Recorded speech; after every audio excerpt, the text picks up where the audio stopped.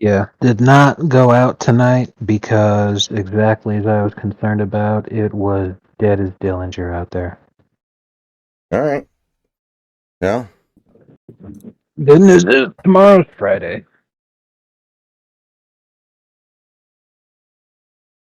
When you're right, you're right.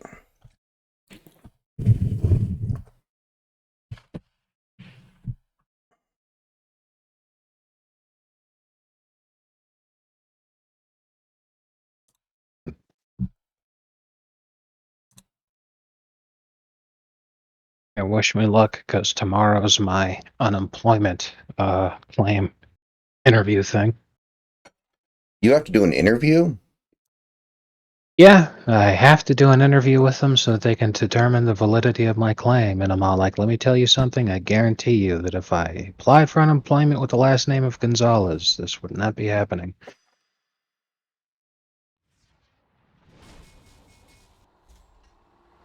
Okay.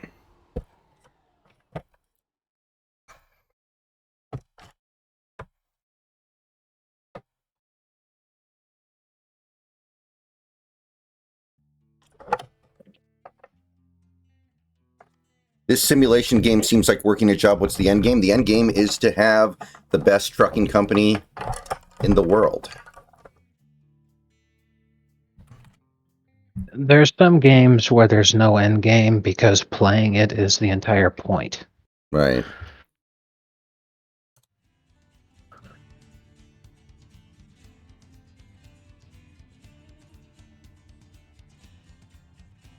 If the only thing you wanted to do was drive around, you can do that. As a matter of fact, when you make enough money to where you can afford to just gas up anytime you need to, you don't even need to actually make money anymore and work jobs. You can just drive around.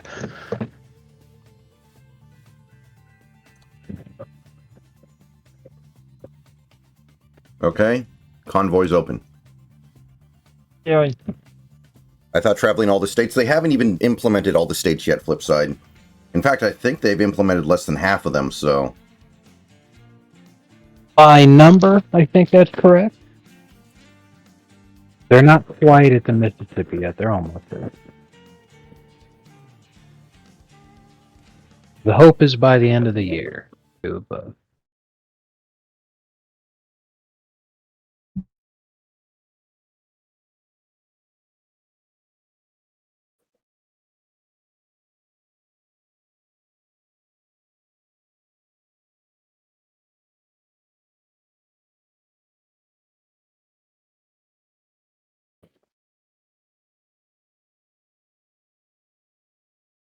Oops. Almost launched a hentai jigsaw puzzle.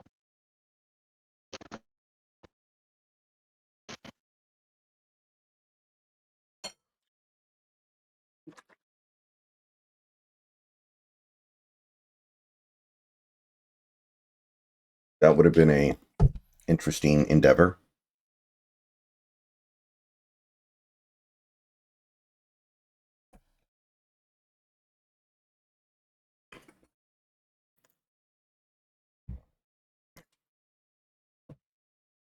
Now that's a game I could play on stream.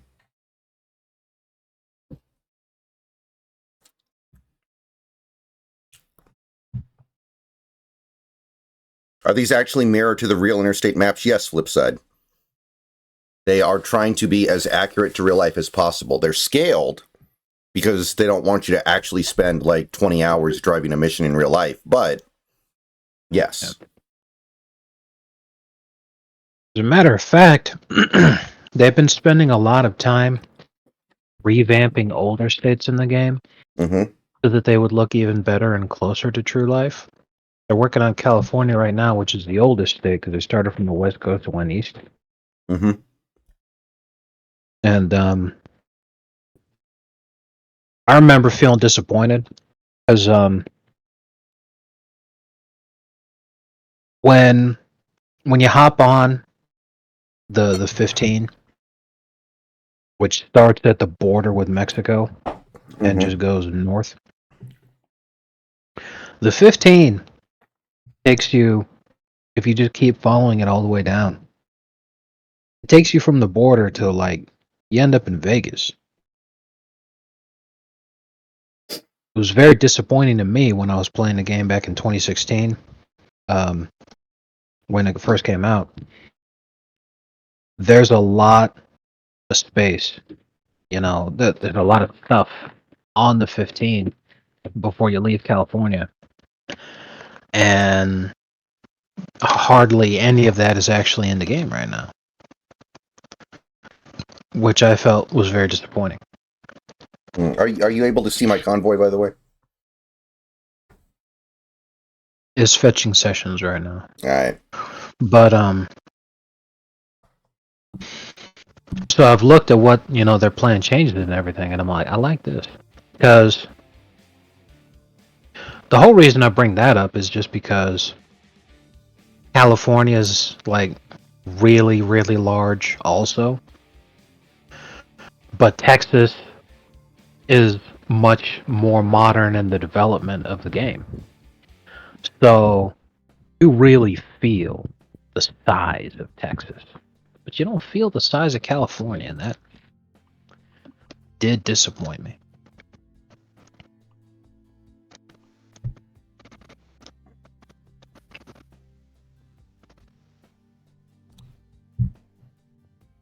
I just visited a Kenworth dealership. I'm not going to buy anything yet. I'll buy whatever you buy, so that way it's guaranteed we'll be able to do the same missions.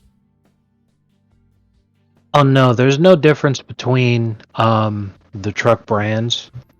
No, but I mean in terms of capability. Right. And that's the thing, is that every truck would have highly similar capabilities and upgrades and everything. What matters there is the level up. Because you can buy a Peterbilt or a Kenworth or a Volvo or a Mack or whatever. Everybody can get, the larger axle that enables you to carry more weight. Everybody can get different kinds of, because like I was fucking around with it the other night, and I was looking at, you can customize your final purchase when you visit a dealership, and I had found a Volvo dealership was the only one I'd found, so I was looking through it, and Cummins makes an engine, and typically their engine goes into like Dodge style trucks, but they also make engines for lots of other things, and you could put a Cummins engine into a Volvo in addition to just Volvo engines, of course. So I was like, well, that's a good example. You can move everything over because everything's compatible. It's just when you go to buy a truck, you're just buying a chassis and a logo. All right, if you want to do something really long, I'm up for it. I fear no mission at this moment.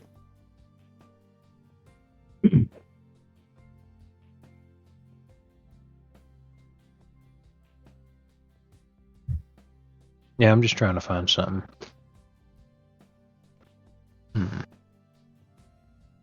I could go for another 5 hours if we need to. Your latency is off the charts right now, though. Gavin Newsom is killing your internet. Oh, sorry to hear that. Gavin Newsom is responsible. Yeah, I don't know what it could be. Sorry to hear that. Mm-hmm.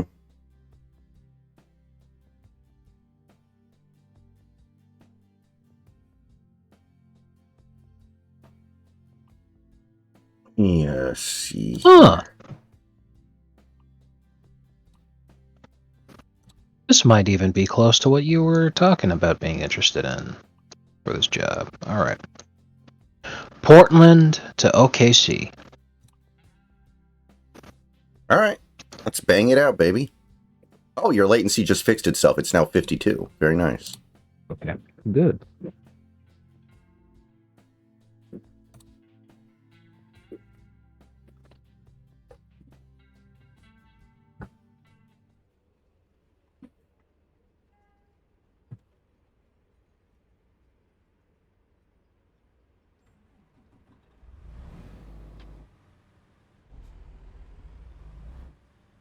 Yeah, I got like 3/4 of a tank, which isn't that bad, but I'm still not happy about it. What are we towing? What is that? board? These are scrapped cars.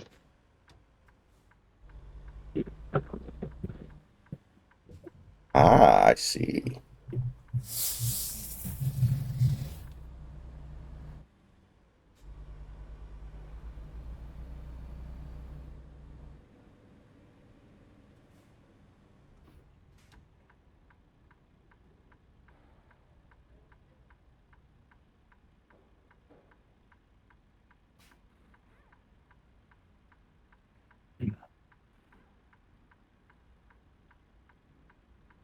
Turning in this thing's gonna be a bitch.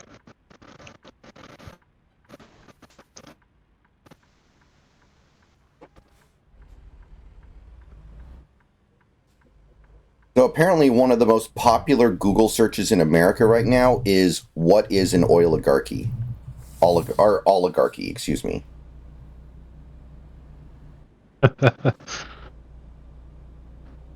Well, yeah, that makes sense, because, you know, the media won't stop saying that word, so everyone's like, I wonder what that means. Mm-hmm. My dad doesn't know what it means. We were watching on the news, and he's like, yeah, I don't know what that means.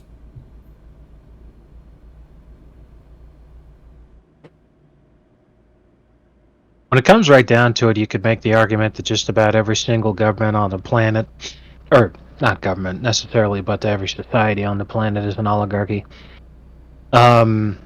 And has been for pretty much all of human history. There really aren't many alternatives, because, like, the idea of some kind of a true democracy where power rests exclusively in the hands of the people Mm-hmm. is itself retarded, because, well, then how does anybody decide who's going to make what decisions? You know, if it's an elected representative democracy as Mm-hmm. opposed to a true direct democracy, a direct democracy is impossible outside of, like, a really small community, which is why, you know, it worked in a couple of Greek city-states, and that's about it. Because it was an island of like a couple of hundred people. So then you could be like, okay, guys, we've got to do this thing. Who thinks about what? And that makes sense. But, you know, every other time there's been a democracy in human history, it's been an elected representative democracy. And, you know, that's when people, oh, oligarchy. And it's like, well, then how else do you decide who's going to be in charge? You know, who's going to actually step up to be the representative that will run for office and has a chance of winning? You know, often, and especially nowadays when you see people decrying that kind of thing, the reason that they're bitching about it so much is because what they want is a technocracy, which would be, funnily enough, if Elon was in charge of everything, and people are complaining about he's in charge of everything now because he's rich, and it's all like, well, what's the difference between him controlling everything now because he's rich versus controlling everything now because he owns Twitter and makes electric cars? Dude, this You truck is... know, for a Yeah. short period of time there, we could definitely say we were technocracy because, uh, essentially,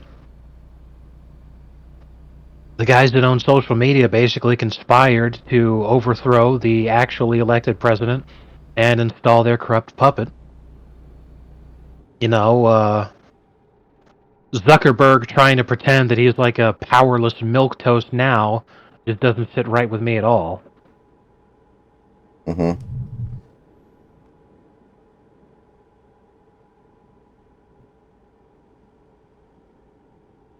If they say, "Oh no," instead of oligarchy, you know, who else would be in charge? You know, because it's like anytime you think about the levers of power and how people actually gain the ability to effectively wield control and affect the shape of society.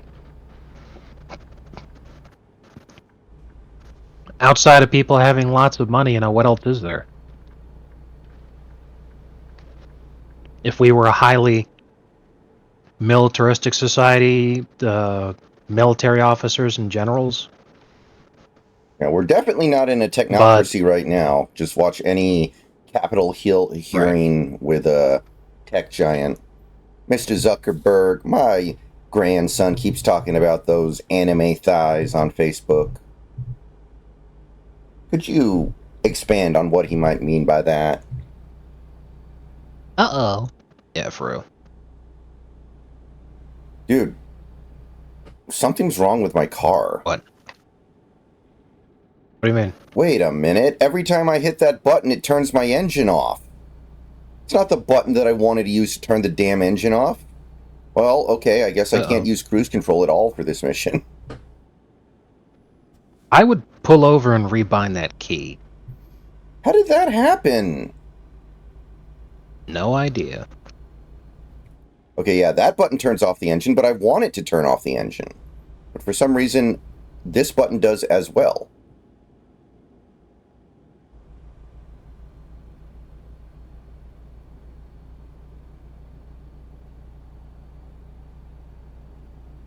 Yeah, but I rebinded keys, Big Country, and for some reason now cruise control and engine on or off is the same damn button.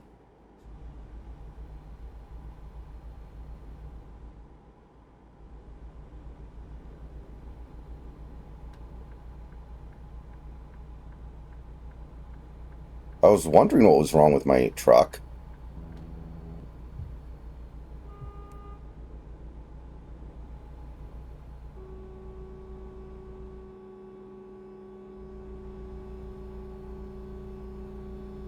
Can you hear that?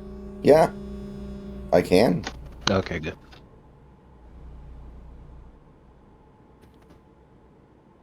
I was unable to find a mod that enables me to have Paulie's Godfather horn. Uh-oh, vehicle inspection. Yeah, I got it too.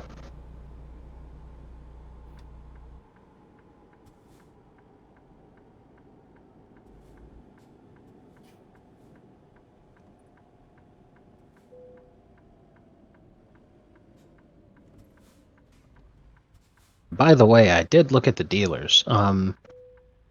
We're limited in terms of what we can buy based off of our level, not the money. Mm-hmm. Right. So we easily have more than enough to fully deck out whatever we wanted at this point. Truck and trailer, because I noticed you have to buy those separately. Well, I didn't look at the trailer too much because I didn't think, because like if you get the trailer, then you're limiting yourself in terms of what you can take as long as you're hauling the trailer too.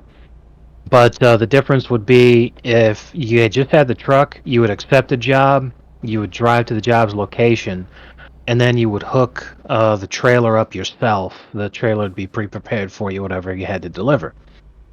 Versus if you had your own trailer, you would have to go to where the place that has the stuff that you want to put in the trailer is at instead of some other place. And my assumption would be that it's like when you fuel up for gas, you would just park in a place and then press a button and then they would fill up your trailer. Right. And then from there, drive to wherever. That's my assumption.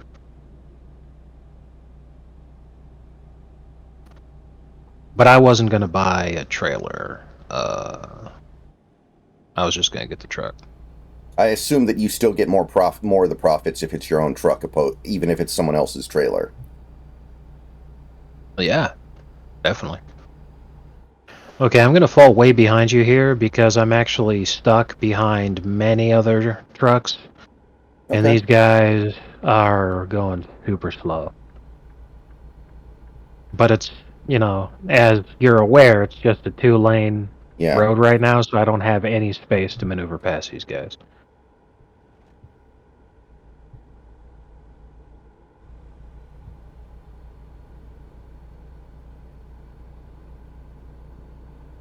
Yeah, I was reading more that insane guy on Twitter, Hickman. Yeah.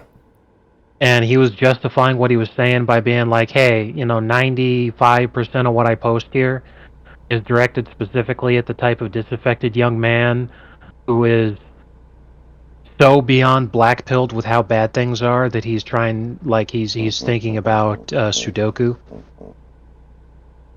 because that's the kind of guy that I was when I actually went out and did the things that I tell other people to do. So, what do you think is a better thing to tell a young guy? Go dumpster dive for milk or shoot yourself? Are those the only choices? And I was like, I was like, that's astonishingly reductive, but okay. Still, the things that he had to say was just bafflingly retarded, because it's like you really had no business weighing in on the discourse then, if that's really what you're trying to hide behind. Because what people are saying right now is they're like, look, blue-collar jobs got destroyed by decades of outsourcing and bringing in immigrants to do the jobs instead.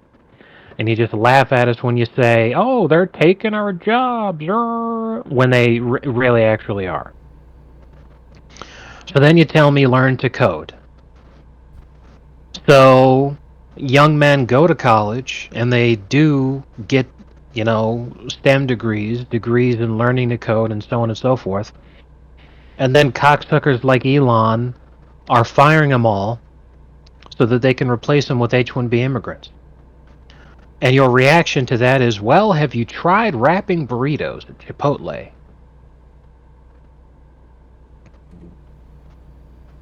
This is an astonishing rug pull, after people have gotten tens of thousands of dollars in student loan debt.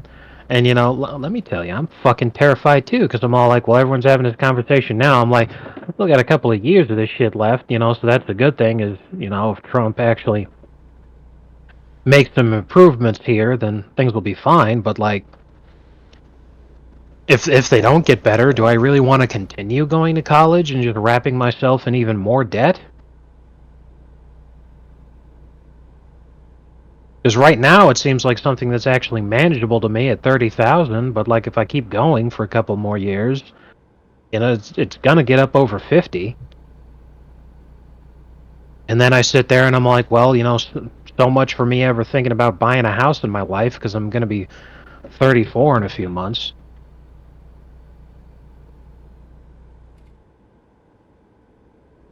No. And here I am getting turned down for jobs at McDonald's for Christ only knows why.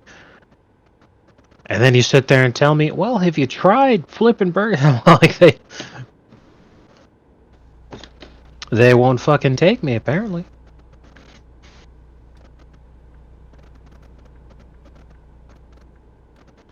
And I was reading this post from this one guy, and he was all like, hey, professional poker player here.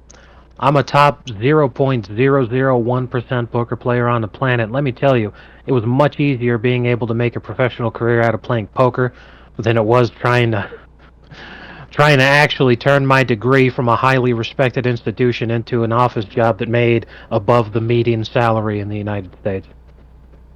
Do you remember who that poker player was? I've probably seen him on X.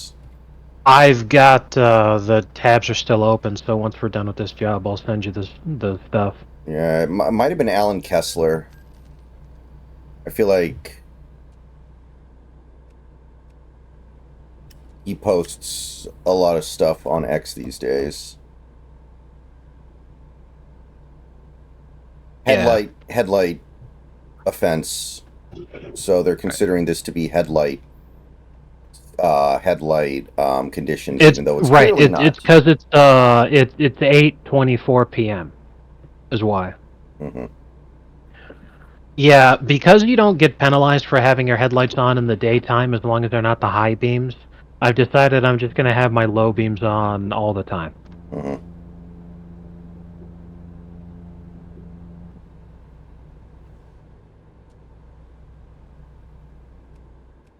But anyway, yeah.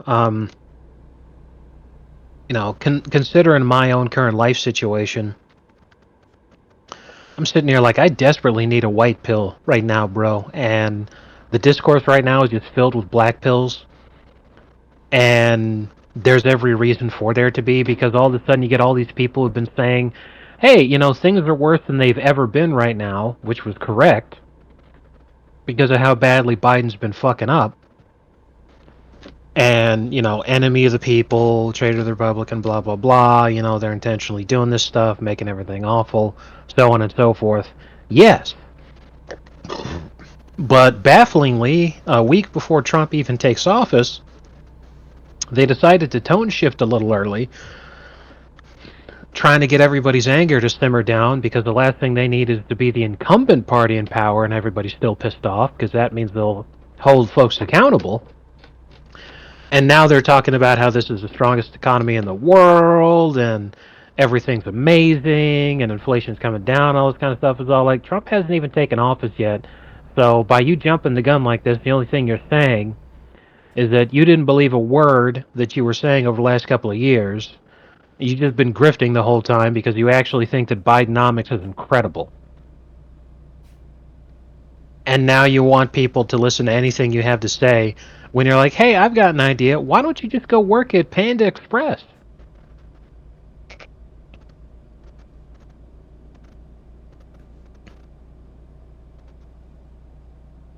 I imagine being a manager of a I'm like, place like that would be fine, but I couldn't get through the first few years where you have to be the, drone. Like, there's no right. way I'm going to be a drone for a I mean, few years. I watch, I watch on YouTube the POV of guy working at McDonald's. And, when you're putting the food together, I'm like, this, it actually looks kind of fun. But the thing is, it's not just putting the food together. It's dealing with the morbidly obese Africans who are constantly screaming because you're not taking their EBT. Like, it's interacting with the actual customers that is the miserable experience. It's having to clean the bathroom after the hobos are done with it that's the miserable experience.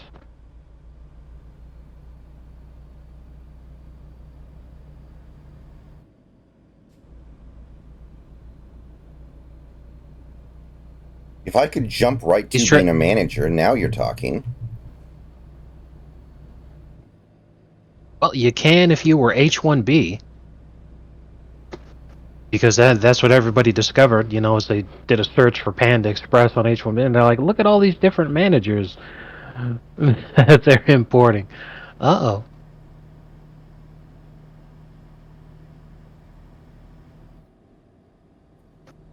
I was going to say traffic conditions have gotten so bad that it actually enabled me to catch up with you because I was right behind you. And then I ended up coming way the fuck behind you because AI truck decided, hey, let me try to merge lanes here, and he slammed into my trailer, which was just awesome. Did you get penalized for it? Yes, I got a fine. Thankfully, there's no damage, but I'm way behind you now. Not good. Compared to where I was, at least. I saw you on the map for a second. Well, you should still be able to see me on the map. I was literally exactly behind you, and now I'm way back here. And I can't get above 30 miles an hour because we're still driving uphill, and all of my all the momentum that I did have is just gone after that guy hit me.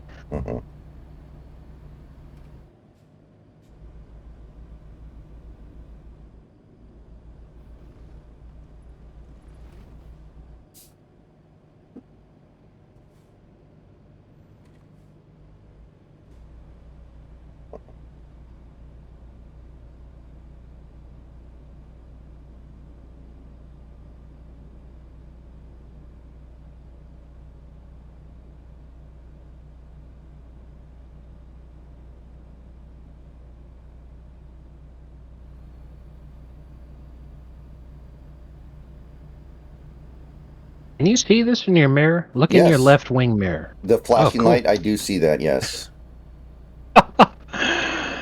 That's awesome. I can give you epilepsy.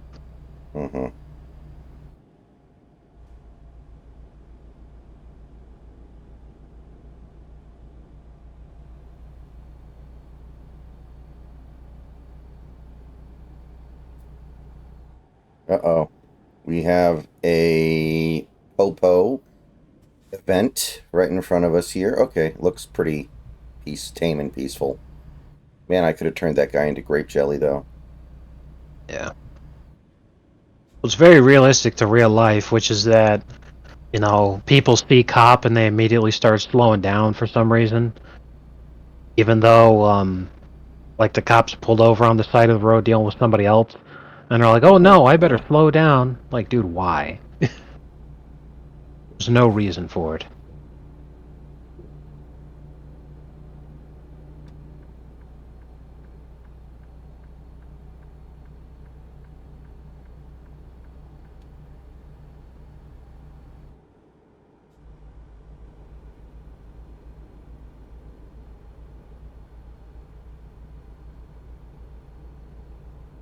Sharp curves ahead.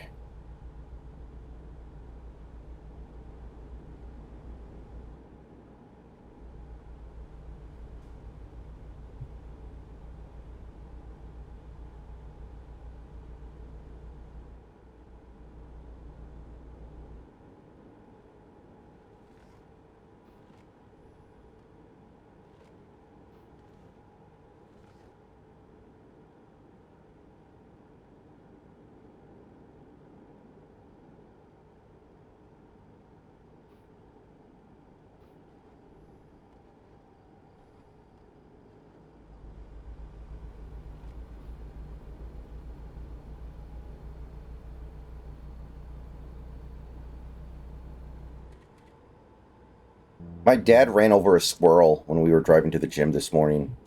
Like, there was no... Nice. It happened too late for him to stop or anything, and he just went right over the fucker. Nice.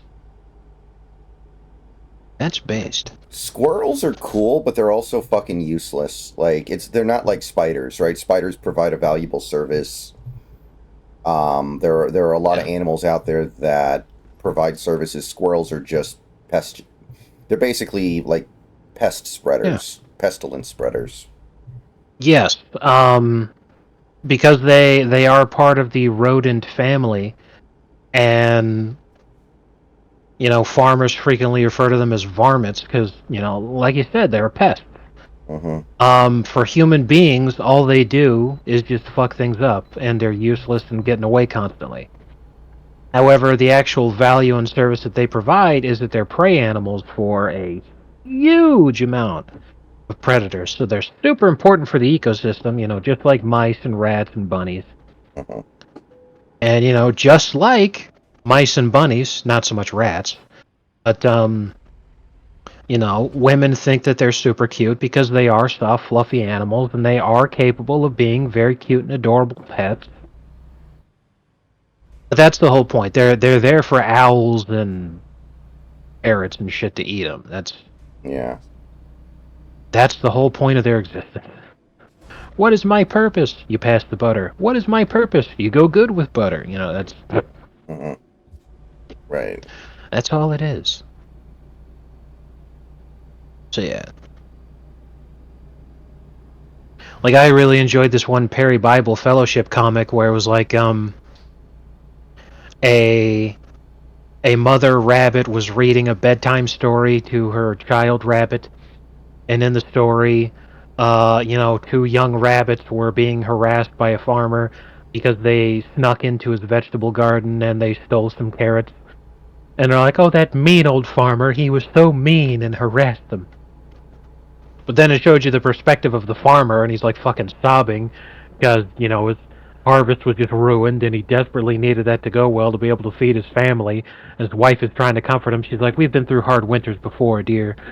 And it's like, exactly. This is why, you know, when my sister and I were young and we'd go to our grandparents' house and they, you know, they'd watch Disney movies and we'd watch Bambi, my grandpa was pissed the whole time because, you know, the deer and the rabbit characters, he's all like, man, fuck those things.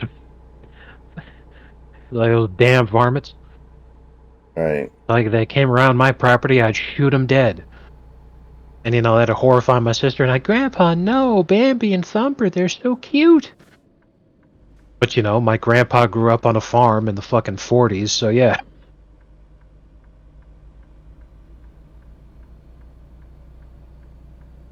My parents are big fans of hummingbirds. They put out hummingbird feeders and stuff. Yeah, hummingbirds are neat. Yeah, they don't hurt anything to my knowledge. They're not pests or anything like that. No, they just pollinate flowers. Yeah.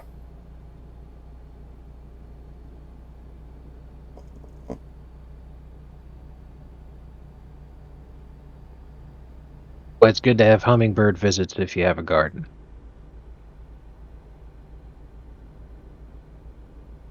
Something like, bees. Bees, I'm terrified of bees. I can't stand them, but they provide a very valuable service. Yeah. On the other hand, I love bees. And I know how harmless they are. Because of all the research I've done into, because, I wanted to have my own beehives. So, then in situations like, a couple of months ago, there was this horrifying incident where just a whole bunch of bees out of nowhere just descended on this one customer's car. And she's, oh God, I'm allergic, I'm gonna die. So I was like the only person brave enough to be able to get into the area. Everyone's like, oh, look at all those bees, I don't want to get stung. And I'm like, they're not gonna sting you unless you piss them off. Yeah.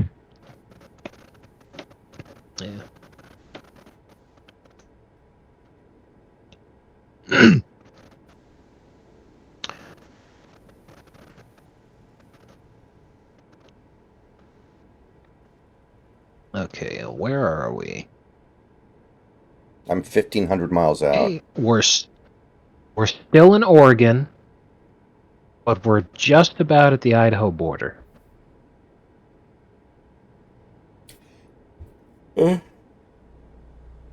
What's your remaining mileage? 1469. All right, I'm a little bit behind you.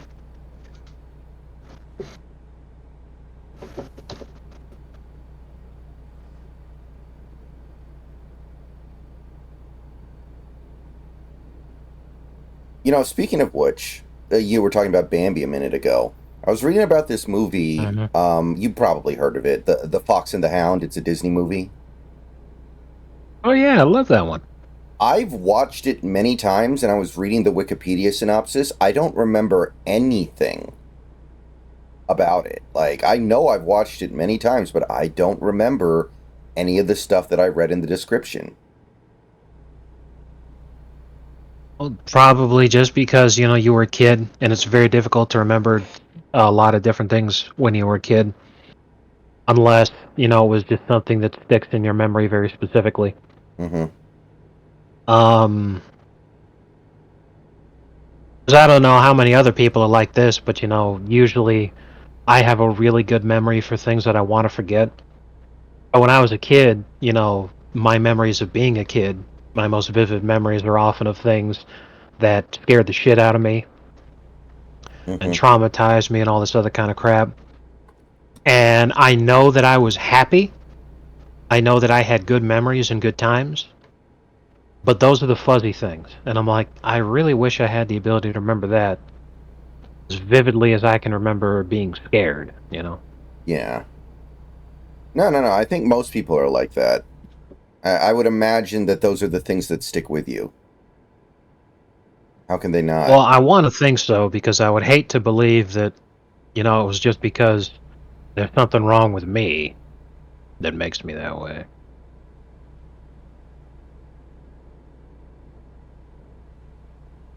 But yeah, like there was this one Disney movie I watched every single time that I went over to my grandparents' house. And I can't even remember the name of it. But the premise for it is that do like a live music session, and then they would animate a story around it. So what they would do is they would have an orchestra perform, a symphony, and then they would animate something to go with it. And the premise of the story was it was a land of like living musical instruments, and you had the classical music place, which was this elegant kingdom, and then you had the jazz place, which was a more modern and industrial kind of area. So the classical music place were all these stringed instruments, and then the jazz place was all these woodwind instruments, saxophones and other brass instruments also. So trumpets and clarinets and everything.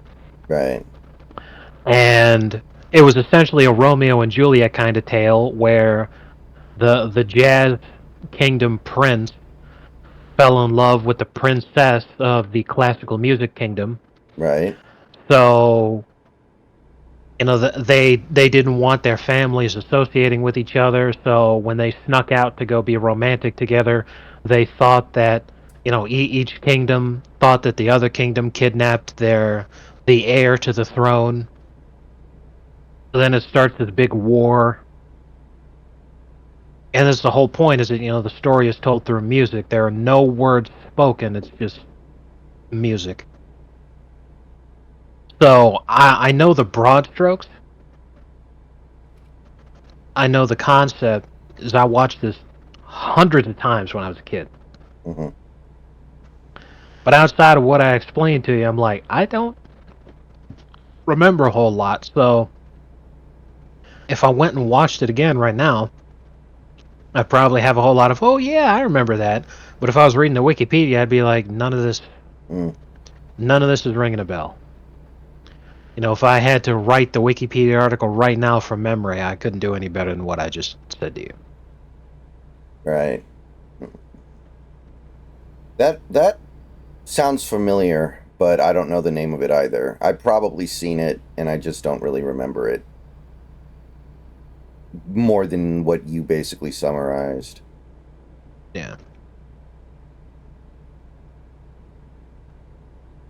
Similarly, I know that I watched Fantasia a bajillion times. Mm-hmm. I don't know why, but my grandparents loved the Disney stuff that was just musical focused. Mm-hmm. I don't know why. Right. But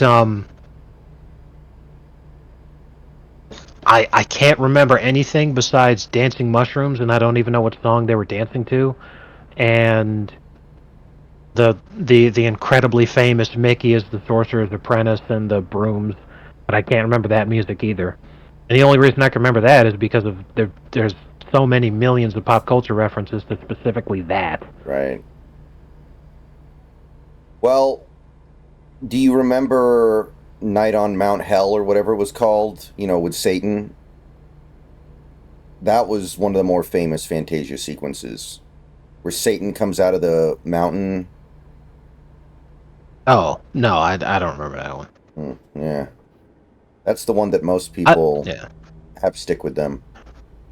Well, no, I thought you were talking about something else, which was like there were all these different Halloween specials that they do, and some of those really traumatized kids, where they did, okay, because they made you think that it was for kids because it was like claymation or whatever that they were doing, or stop motion.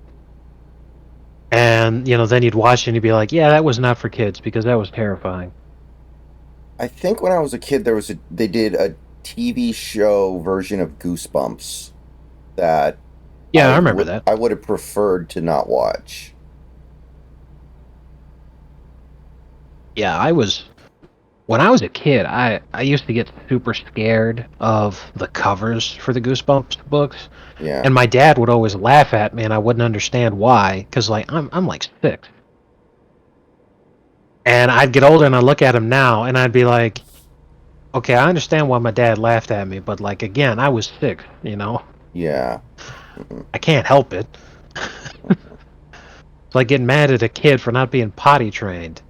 It's not like, haha, my 6-month-old still shits in a diaper. It's like, dude, fuck you. Like, you can't help it. He's 6 months old. Give him some fucking time. Yeah, my parents don't really like horror movies either, so I didn't watch a lot of those, generally speaking, so there was less stuff for me to be scared of.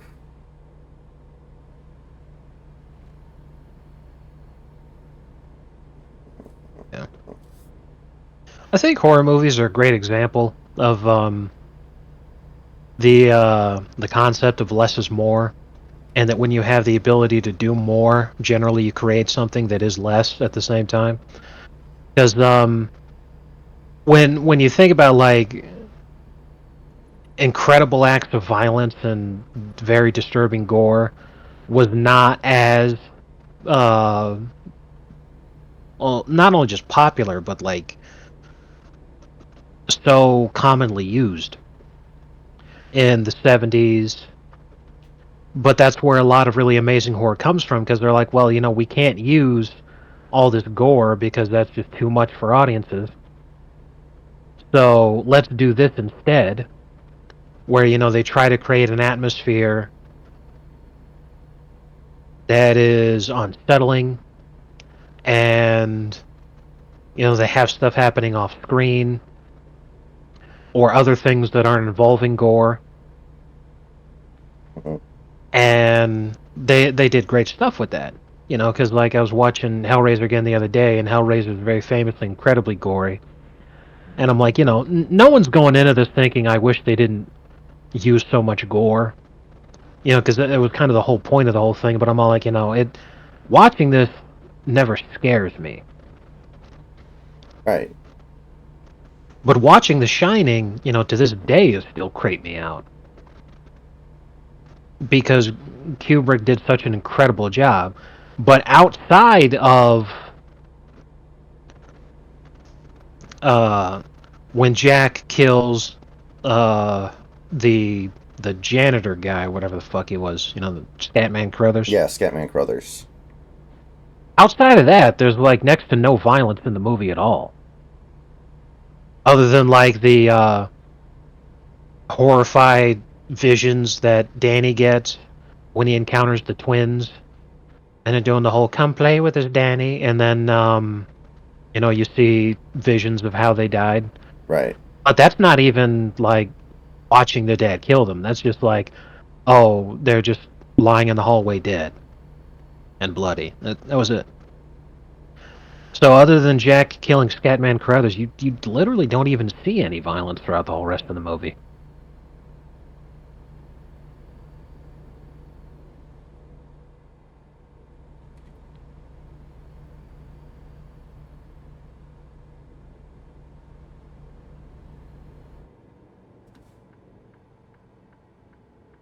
Was not looking. I need some gas. I'm gonna check the map while I'm at the way station here. Yeah, I need gas. I need to rest. Well, the good thing is if you get called in for the way station, the whole thing is like a rest stop. All right.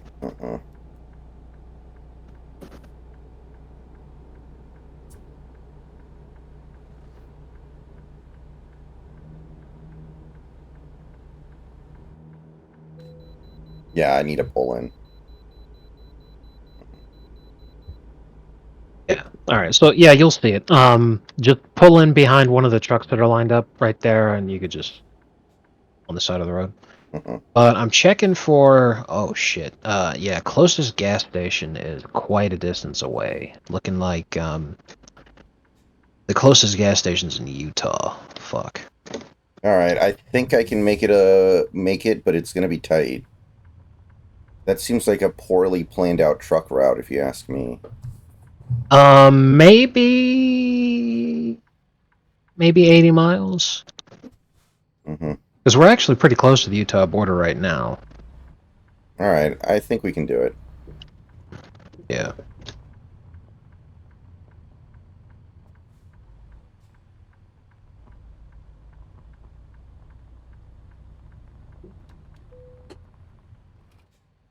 Because I'm not on red fuel yet, so it's just low. Really low.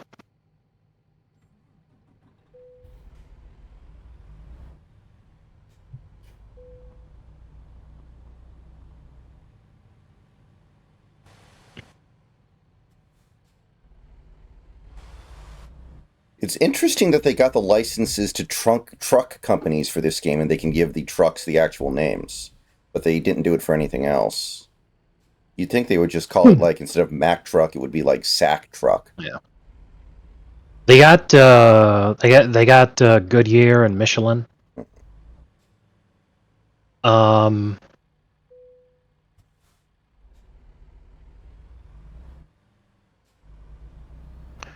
Probably just not, like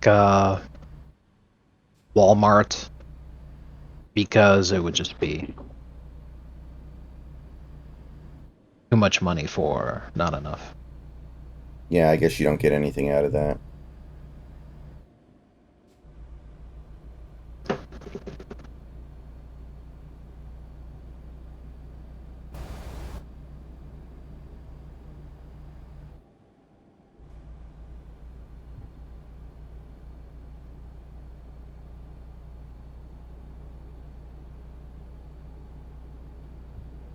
Okay, now I'm on red fuel. Come on, come on, come on, come on. Get out of the left lane, dimwit.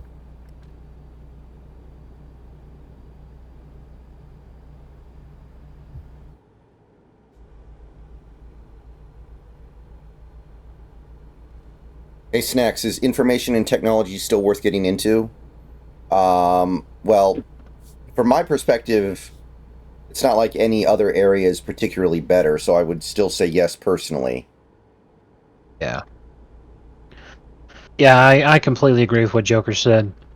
It's shit across the board. So you're not hurting yourself by going into it, because it's not any worse than anything else. But make no mistake, you're not setting yourself up for immediate success here. Unless you just happen to perfectly coincide with you graduating at the exact same time that Trump fixes things. But if that doesn't happen, or hasn't happened yet at least, then you're gonna be just in the same boat as the rest of us.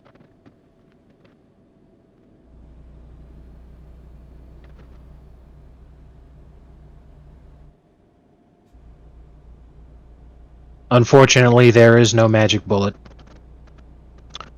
So just keep in mind, there's no easy solution. There's no guarantee of anything working out. And a lot of people would say that that was always true, but like complete horseshit.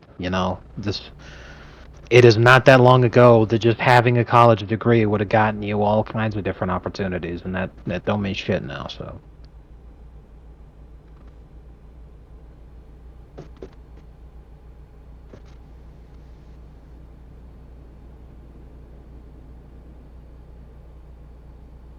oh fuck me.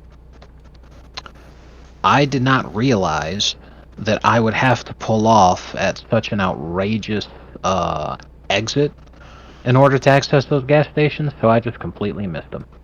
Okay, so I'm going to get over to the right lane so I don't miss them when I get there. I'm going to just prepare. Okay, there's a much easier to access one, not too much further away from me. Okay. Like you'll see coming up, like you have, God, it is so retarded the direction that you have to get off at in order to fucking get there. Mm-hmm. Okay, This I'm one not. over at Ogden. All right. I'm not in the red yet, so I think I'm Ogdenville. okay. Six Flags says, Yeah. I did accounting and there's generally more opportunities there than other fields, but holy shit, it can be demoralizing. Yeah, I could see accounting probably being Yeah. fine. Yeah, I could completely understand that too. Where you'll see more opportunities than other fields, but at the same time, it sucks for everybody. It is a complete fucking catastrophe for everybody across the board.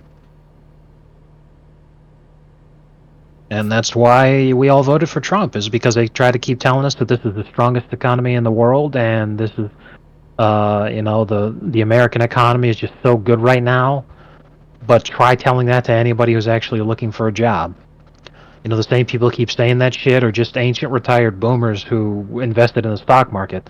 And it's like, you know what? It's fantastic that your fucking portfolio keeps getting better and better, but I'd like to be able to own a home at some point in my life. And I'm tired of having the rug pulled out from under me all the time.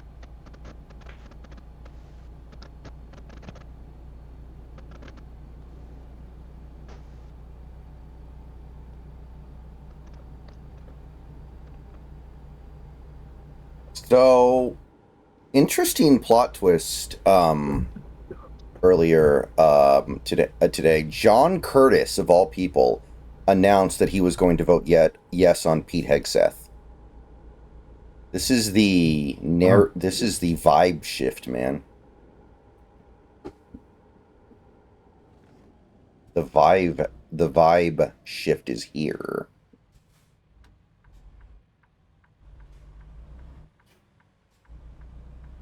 So it's guaranteed Hegseth gets in now. There are not enough uncommitted votes for him to even have any chance of not getting confirmed. I think the biggest question left is Tulsi Gabbard. Gabbard may have a difficult time getting in. That's about it, though, I think.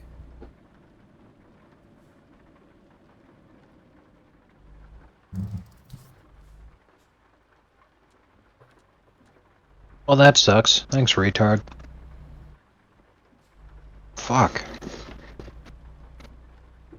It is so difficult trying to, like, maneuver around other trucks when you have this giant trailer. Mhm. And now I have trailer damage. Fucking retarded AI. I was doing so good, man. Got here all the way from Portland with no damage. Isn't there a repair station here? Well, you can't repair a trailer. Oh, right. 240 gallons, and I wasn't even empty. Yeah.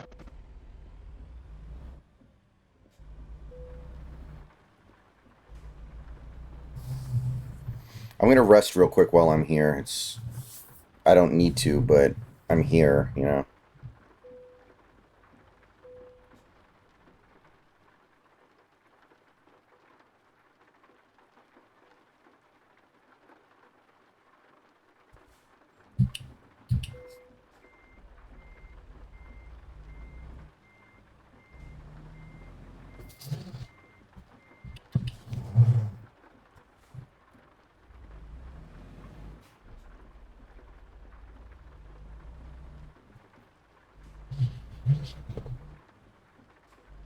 Yeah, Cleveland got blown out.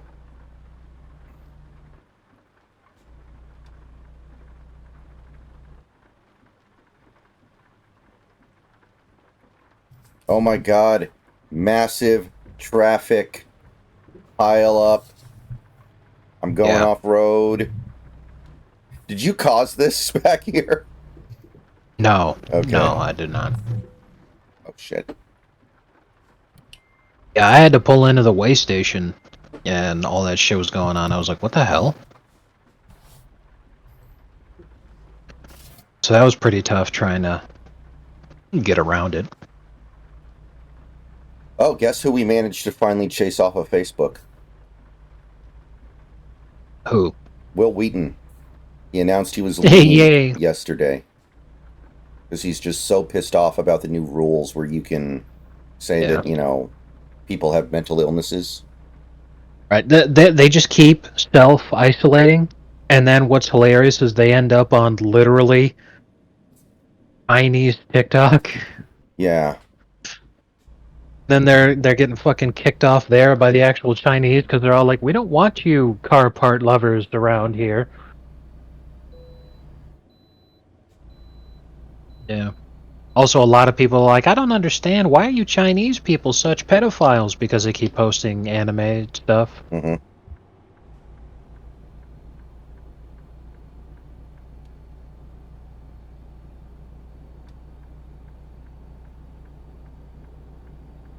So yeah, it's really funny that they keep self-isolating into these other communities.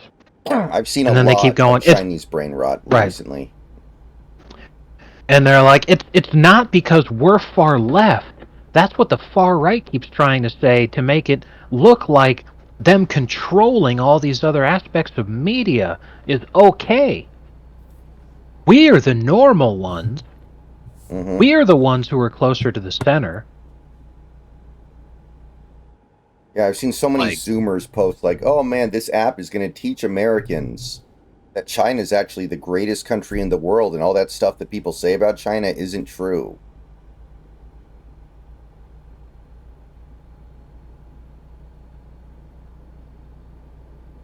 It's like, all right then, try to move there. I dare you. Sounds like a great idea for a Foxford comic. Hey Billy, have you considered visiting Hong Kong? All expenses paid, chum. Oh man, I loved that answer so much. What country would Foxford nuke? Honestly, he just nuke wherever Billy happened to be at the time. Wait a minute. He hasn't been doing drugs. He's been crying.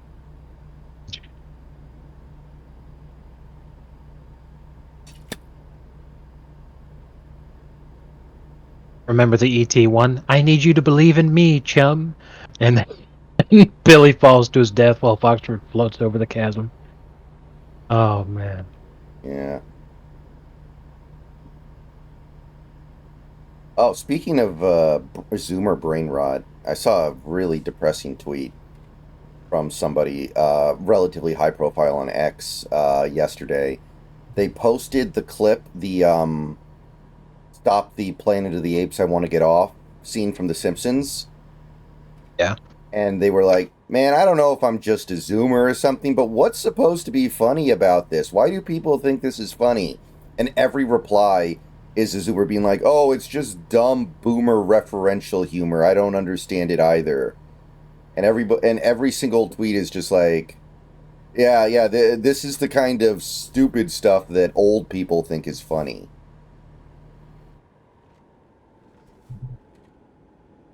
Yeah, I don't know what to say about that one because it's all like it's not about the references.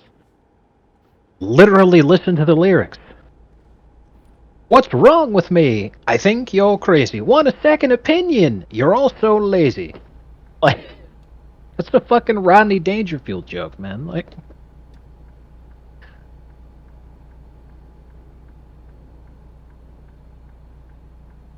I can think about the stuff that classic one. Zoomers think is funny. Hey, bruh, dying alongside you is crazy. Yeah, No cap, for real, for real. bussin'. I am straight bussin'. Right. Exactly. It's like, if you listen to what they're saying, Mm-hmm. you know, the lyrics alone are funny. But it's not some great fucking yuck fest where everyone's just doubled over in tears of laughter. It was an amusing segment, but what was also great was just the music. It's Right. catchy as hell. Like, if you listen to the original and then you listen to the dank edit, it's almost identical. You just added extra effects. Right.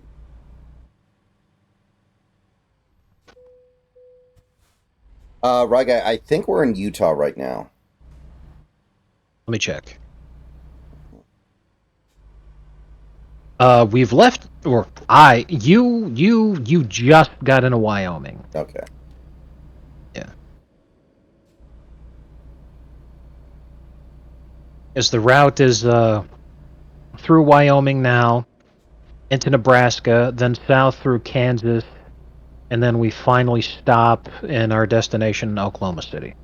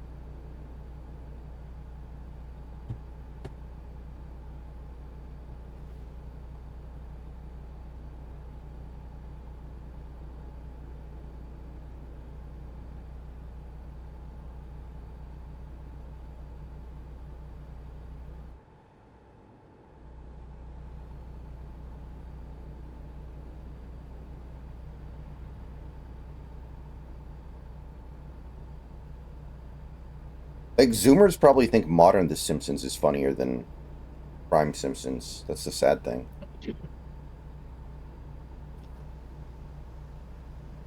Yeah. Like, it's just like, you're massively missing the point. It's not that this is a pop culture reference, it's that this is entertaining. Right. Can I play the piano anymore? Of course you can. Well, I couldn't before. And also think about, like, it's also satirizing how so many popular films and media franchises that don't need to become musicals become musicals. Like, think about it on Right. that layer too. Like, I know this is more recent, but like fucking God, what am I thinking of here? The Producers didn't need to be a musical. Legally Blonde didn't need to be a musical, right? Right. But all these things became musicals because it became trendy to make everything a musical. They make musicals out of like every anime ever over in Japan. They do stage productions of like My Neighbor Totoro and Danganronpa and fucking everything.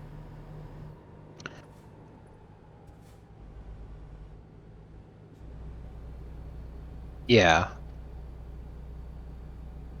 And they're like, I don't understand. What's funny about this? I think they did a musical American Psycho. I wouldn't be surprised. It's the Simpsons equivalent to Nutsack Monday.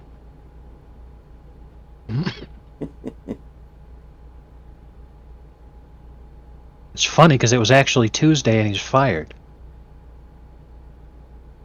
Hey, JG Gamers, what's up?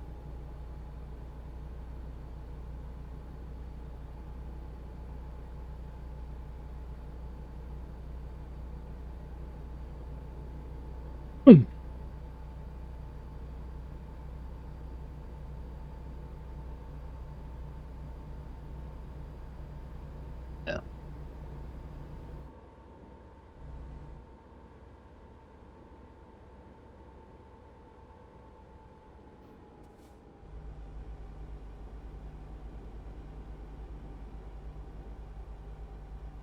You don't need to know that Troy McClure is a Charlton Heston reference, in addition to serving as a stand-in for all kinds of different washed-up Hollywood actors who are doing a bunch of ridiculous things because they need the money and try desperately to survive off of the fame that they used to have. Right. You know, like Orson Welles doing the Rosebud Frozen Peas commercial. But you don't need to know that that's what the Troy McClure character was.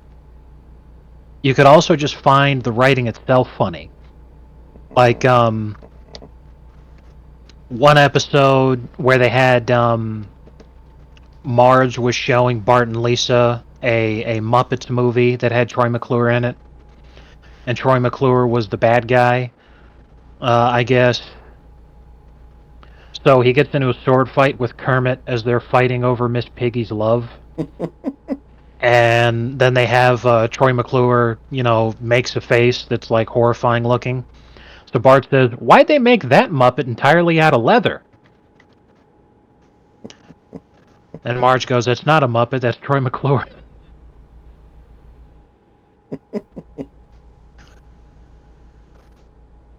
Yeah, Troy McClure's like Nicolas Cage in real life.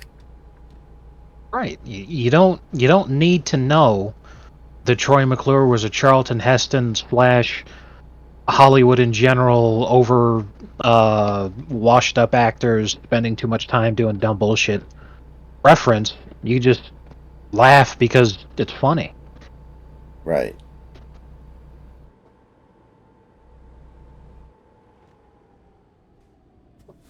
You asshole.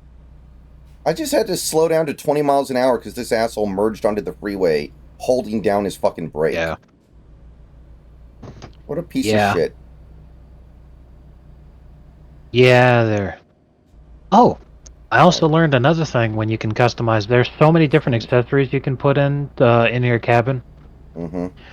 If you wanted to, you could stuff your cabin with like 6 packs of cola everywhere and like burgers everywhere.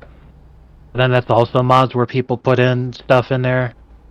Like, imagine you're a big Dragon Ball fan, so you're like, oh yeah, my cabin's just overflowing with heat tap.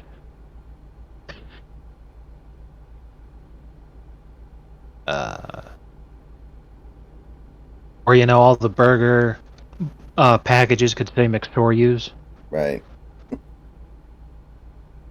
You can also have on your passenger side car seat, like, scattered newspapers and magazines. You could mod in a bunch of Playboys, and then the newspapers say McStory's CEO, Forced to step down. you're forced to step down after assaulting gay customer. Based. Did you like that picture I sent you earlier of Asuka looking at Masato's breasts and feeling her own? And Exactly.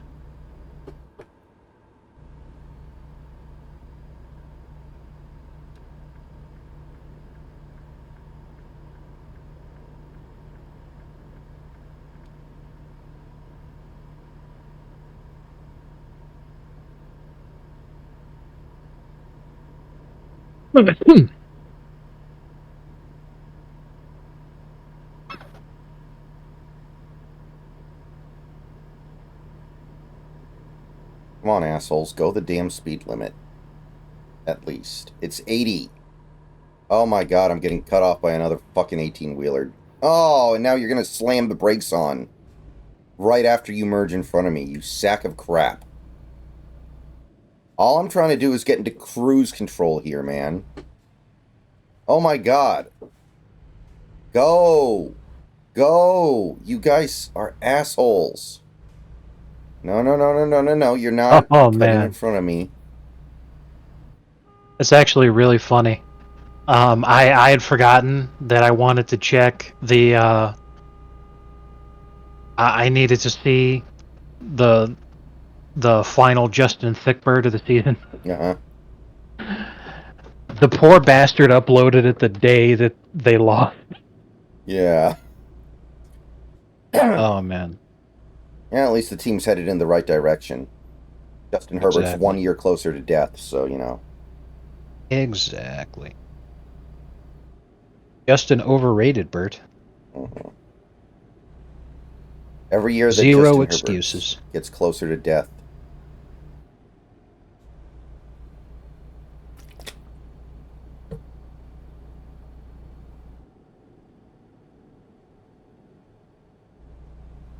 Hello, I'm Professor Psychotic. I'm making an egg with my DNA in my evil laboratory.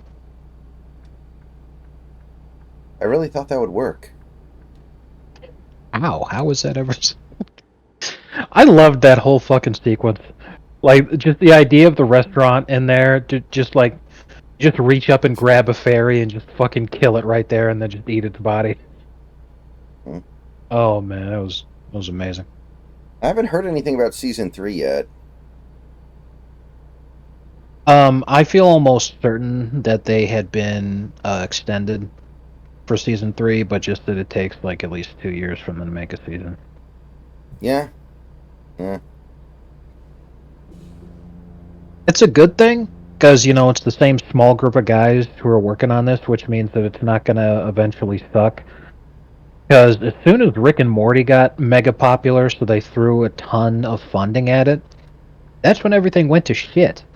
They were like, okay, let's massively expand the group that we have working on this now that we have all these more resources, then we can get these episodes out faster. Oh no, all we really did was invite a whole bunch of DEI bullshit in here, and now the Asian lady who we invited into the writing room decided to make a self-insert character just so that she could yell at Rick because she needed to girl boss. And okay, now everyone hates our show, and no one's watching anymore except for people on Reddit. We're losing money. Oh no. All these extra people got our perverted head guy who's actually in charge of this whole thing and created the whole show and does half the voices. Got his dander up, and he accidentally sexually harassed a large number of the girls. Like, uh-oh, I'm playing in the new Rick and Morty game. Sorry, guys, I didn't know. Funny thing is, it's not even a Jeez. Rick and Morty game. It's a game made by the person who made Rick and Morty, but That's how people remember that game now. It's remembered as the Rick and Oh, Morty game. well, that's even funnier. You're right. Okay, almost out of Wyoming. I had no idea that Cheyenne, Wyoming was like right there on the border with Nebraska. But yeah, we'll be there in Nebraska soon. No, bad dog. I should have you neutered. What kind of dog gets hard from sniffing his master's feet?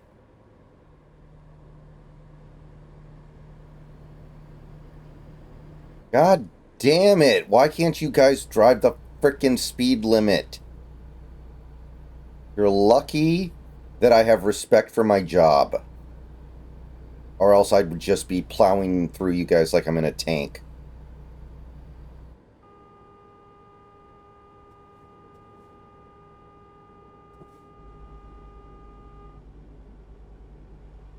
Learn to drive.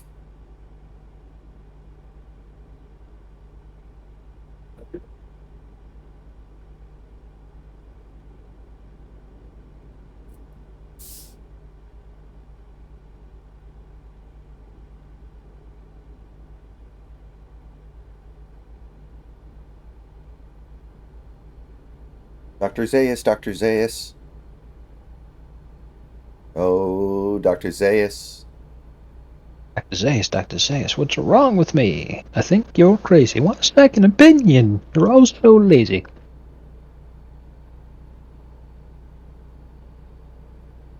Oh my god. I was wrong.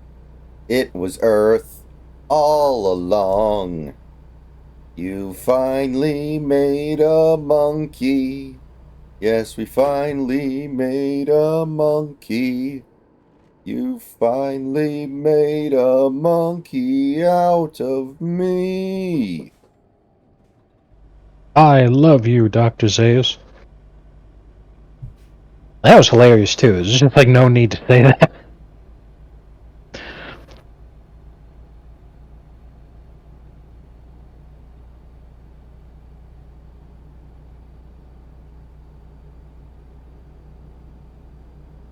I will redeem it. I will redeem it. Please no. Why did you redeem? Now I fuck your whole family.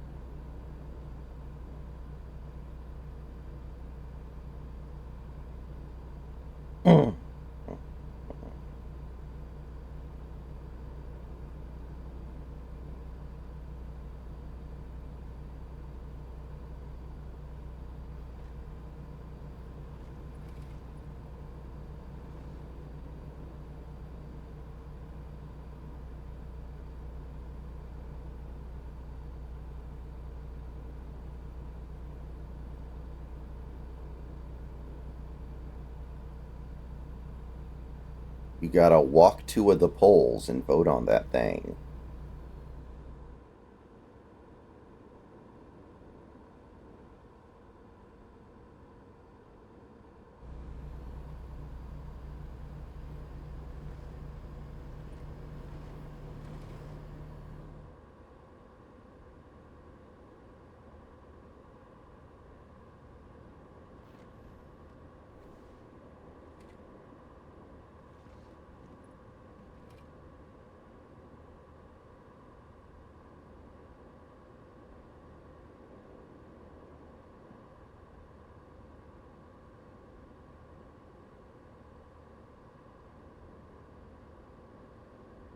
I'm trying to decide if I want to go to the gym on Monday morning or watch the start of the inauguration.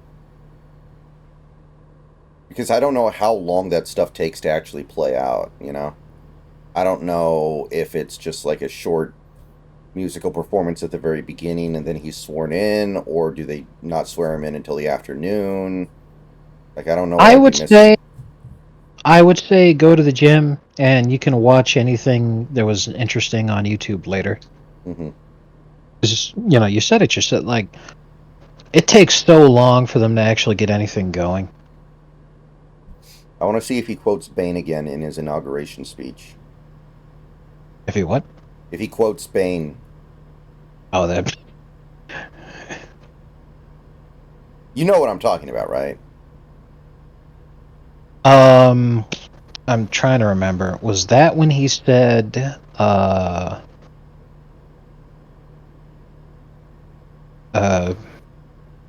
No, his quote from the first inauguration speech was something like, "We take the levers of power and give them back to you, the people," right? Yeah, or something akin to that. yeah, yeah. I'm really hoping that this time he says,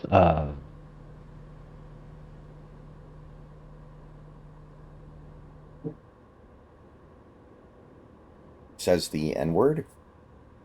yes. Nuclear. The other day Putin said the N word. Do you know what the N word is? That's just the whole speech. You just go out there and say, "Hey, remember when the blacks worked? They used to work for free."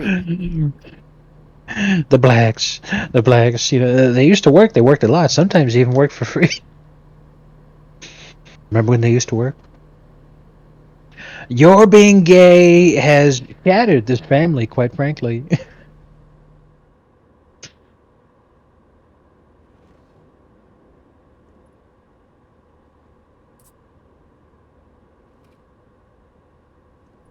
How many miles do you have left? 595. Okay, you're about 100 ahead of me. Yeah, we're both in Nebraska now.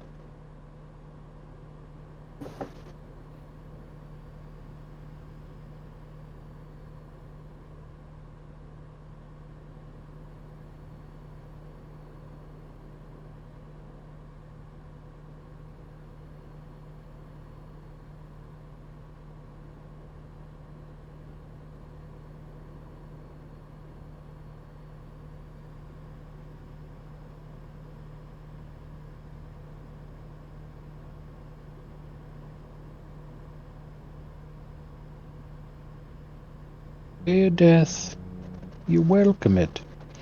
Your punishment must be more severe.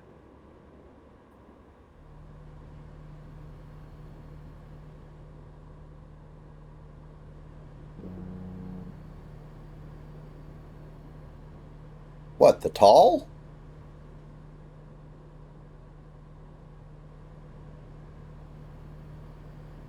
No, the boys go to a predominantly tall school.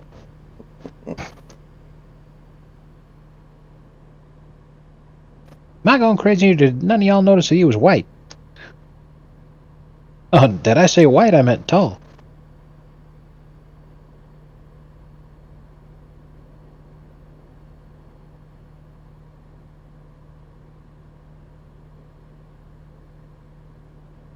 The final thing Thomas Matthew Crooks saw before he died was Donald Trump hitting a Fortnite emote after surviving his assassination attempt.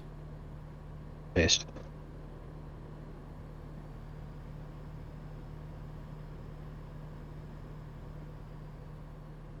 I saw another Twitter thread a little while ago that was talking about Yor from Spy Family. You know who that is, right? Yeah. The wife. And, people are like, "Oh, why do right wingers like Yor Forger so much? She's a woman who could kick their asses in a fight."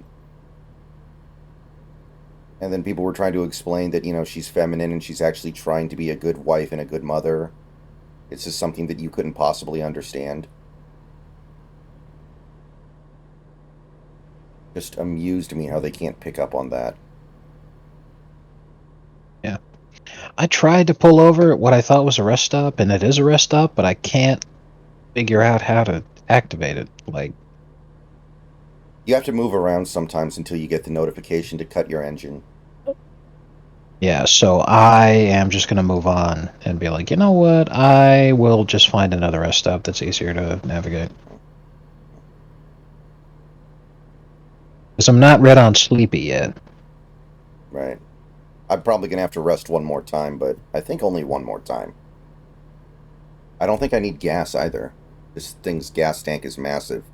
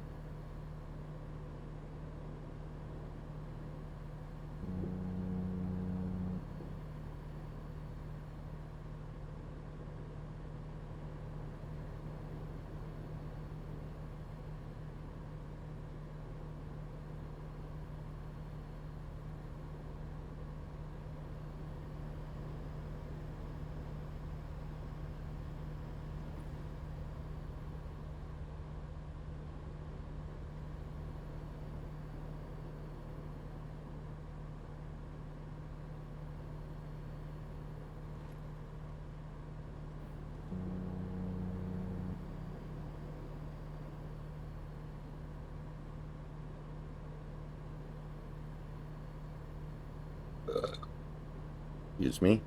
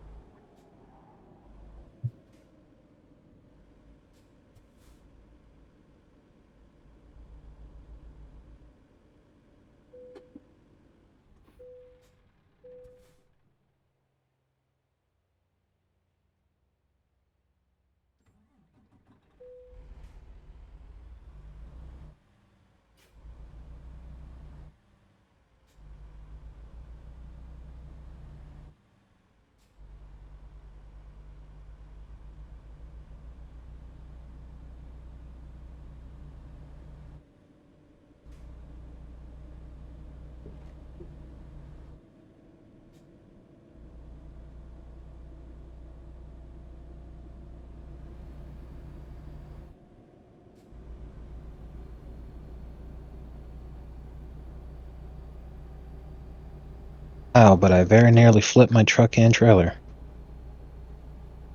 You mean like a barrel roll? Yeah. I was like, holy crap. That was frightening.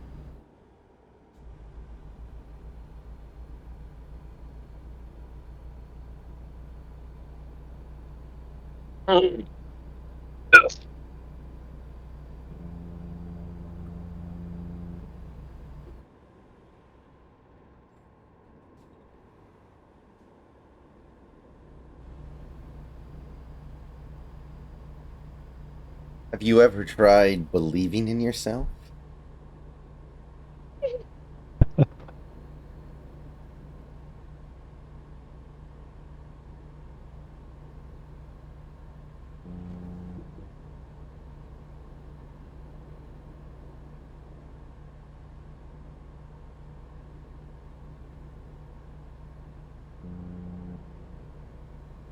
No, you don't, you fucking retarded AI bastard. Why are you doing this to me? Oh my god.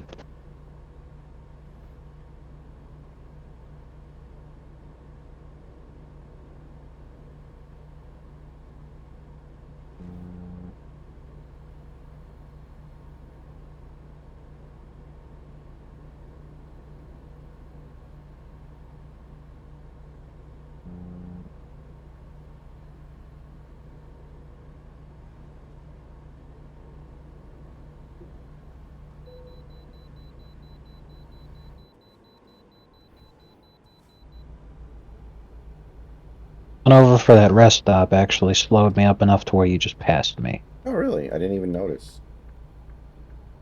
Oops. All right.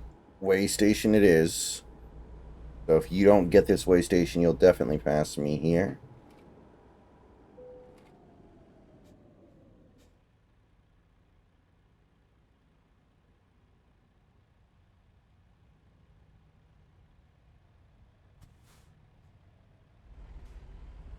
Was that you that just sent me something? Yeah.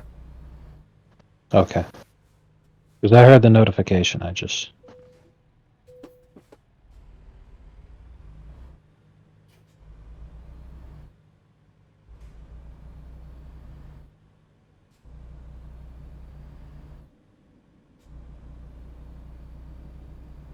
A, B, C, D, E, F, G.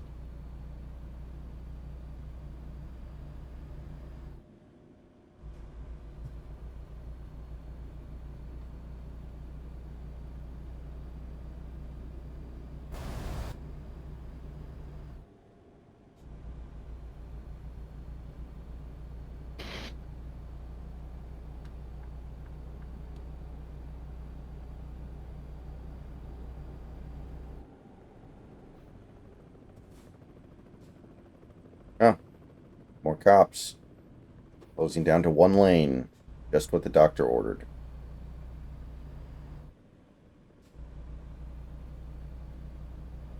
Oh wow, a helicopter too. That's a big deal.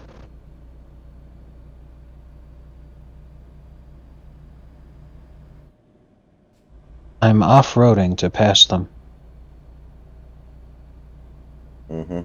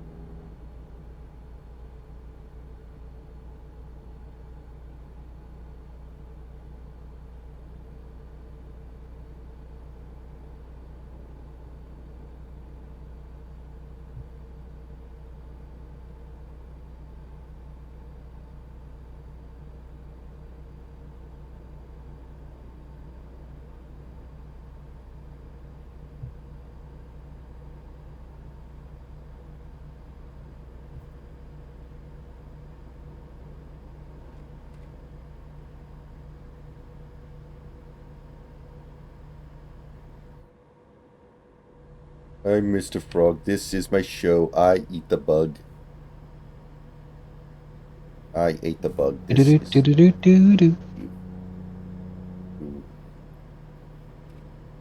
Remember when he ate a baby?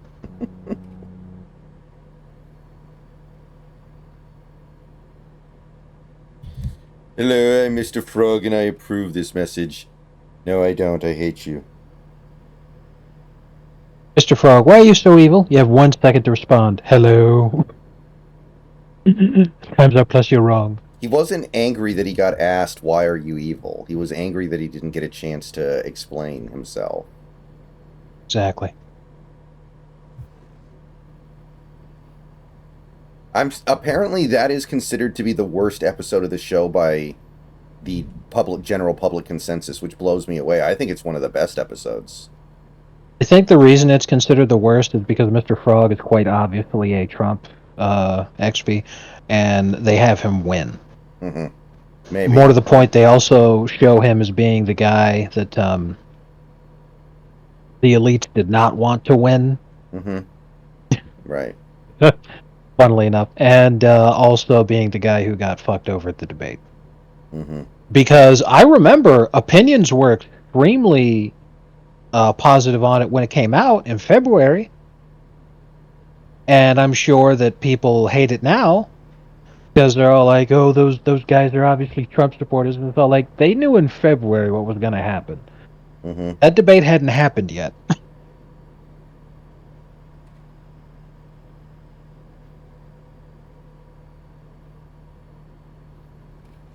He says Jimble's going to win.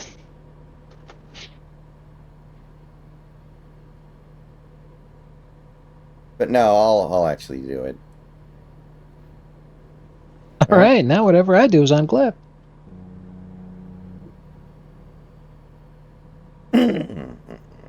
By one single vote. I like the electoral map in that episode when you see it. Like the entire east part of the country voted for Mr. Frog and the entire west side voted for Jimble. It makes no sense at all.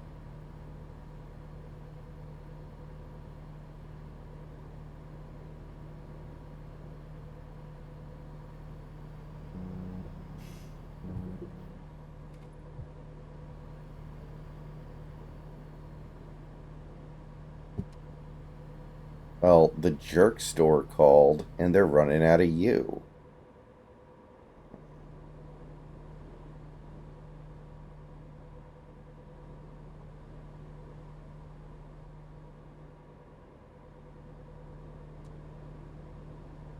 You know what I just realized? I had my high beams on this whole time and I never got fined for it.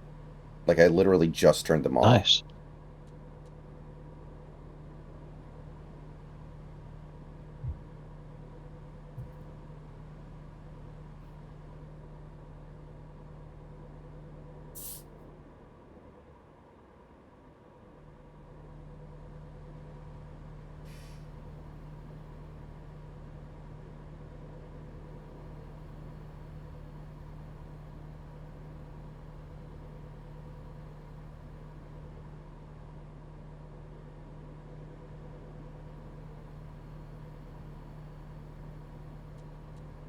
Fuck me, I was not looking. Oh boy, I just...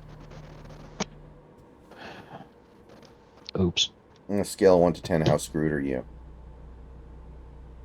I'm fine, I just need to service my truck.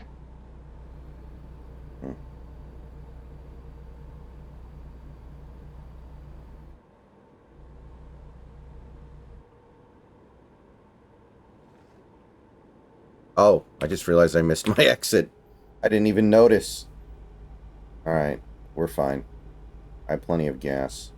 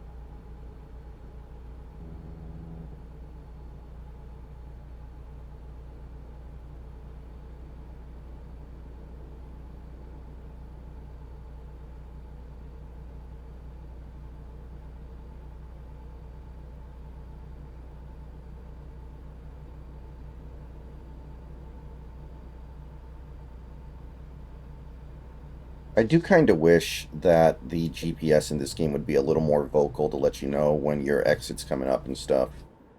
If you stop paying attention, it's very easy to miss it.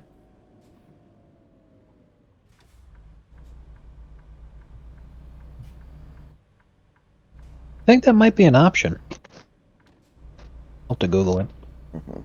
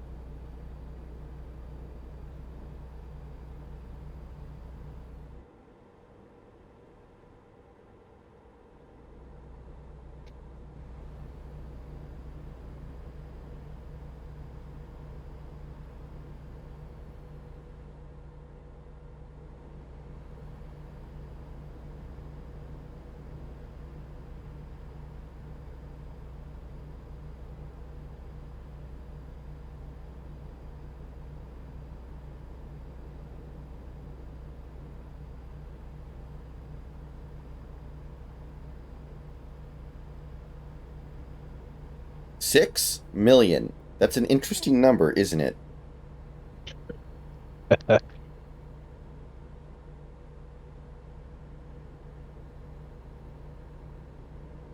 Oh yeah, the national championship game is going to be Monday evening. I might do a YouTube stream for it.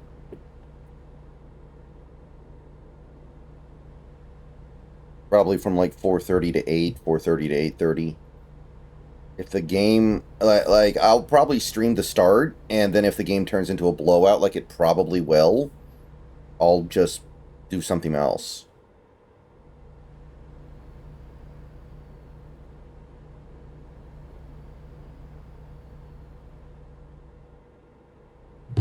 National championship game is on the same day as the inauguration. Whack.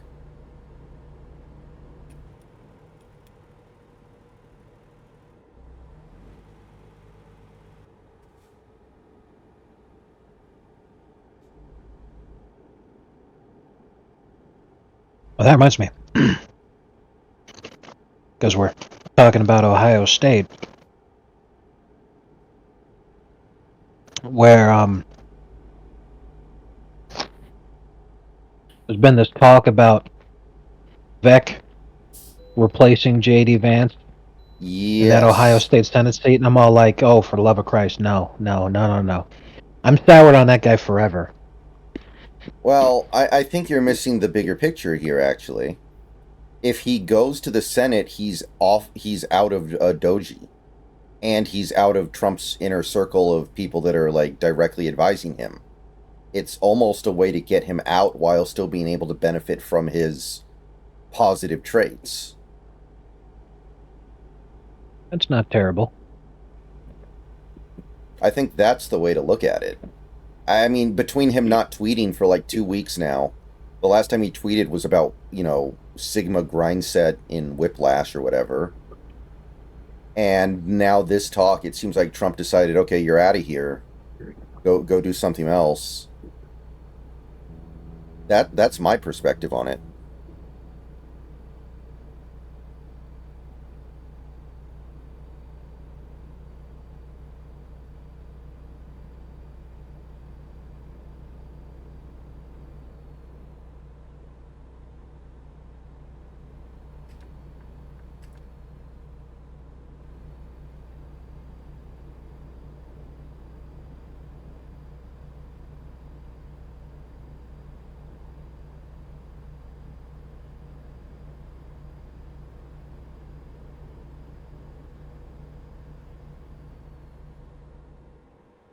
Oh.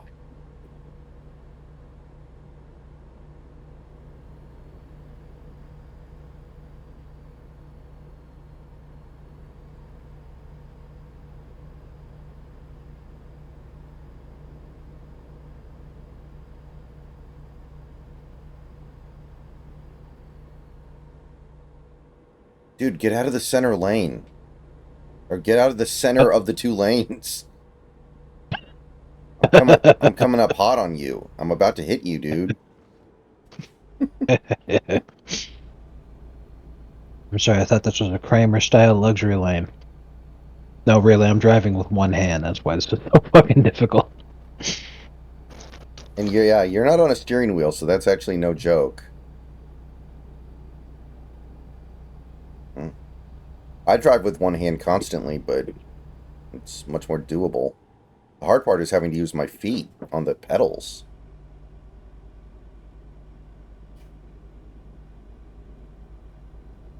I wonder if some people get like some kind of a decoration where you can like pull a cord above your head and have it like blow the air horn. I wonder if some streamers set that up so they can do that. Oh, not the air horn. You know what I'm talking about, right? The thing on trucks where you pull down on the cord. Mm-hmm.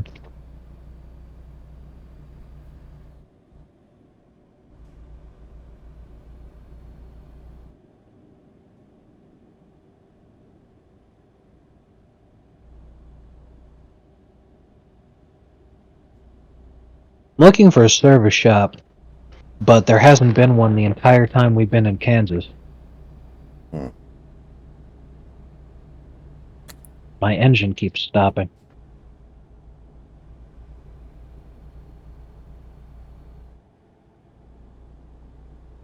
Got 229 miles to go. Maybe there's one up here on the left.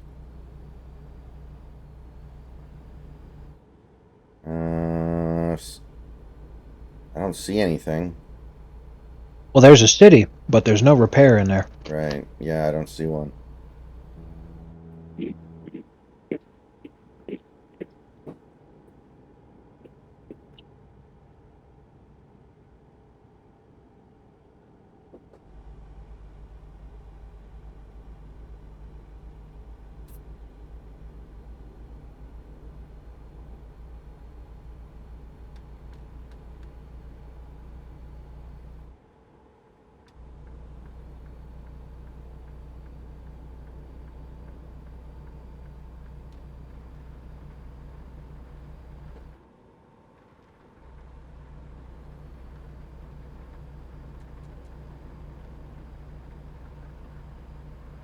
You like jazz?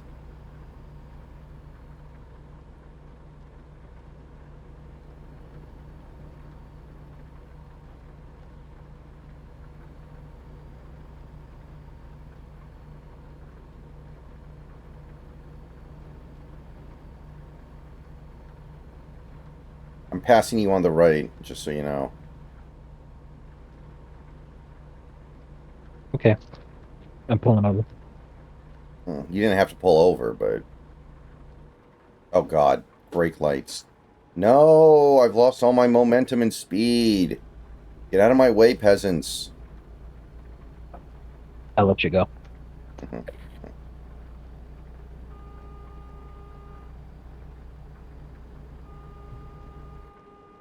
I can hear that honking from back here. That's hilarious. And this is my weak horn. It isn't even my air horn.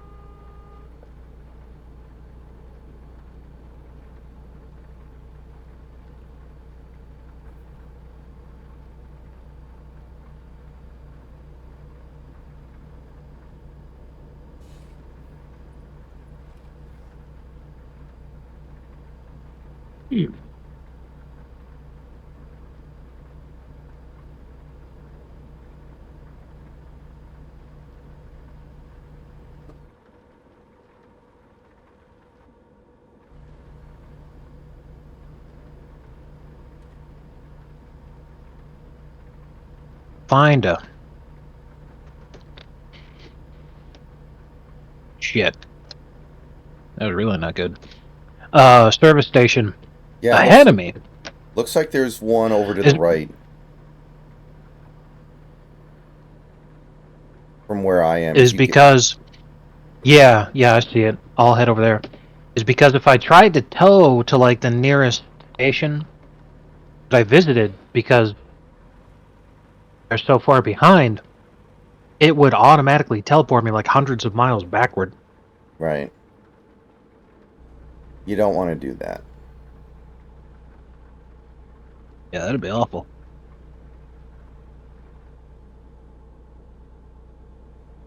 So yeah, I'll pull off the road and head to that service station over there. Okay. 'Cause, man, this is one scuffed truck right now. I have 45% cab damage, 8% trailer damage, and against all odds, 0% cargo damage.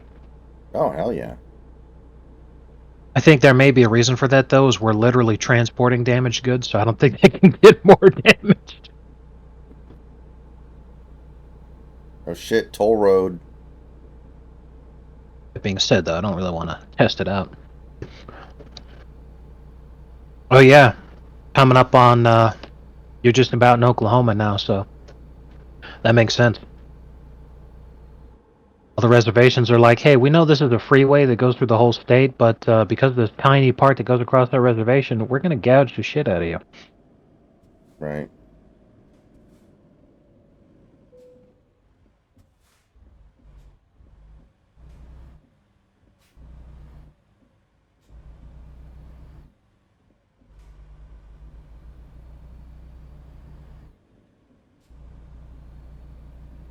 That's what it's like to truly be at one with the environment.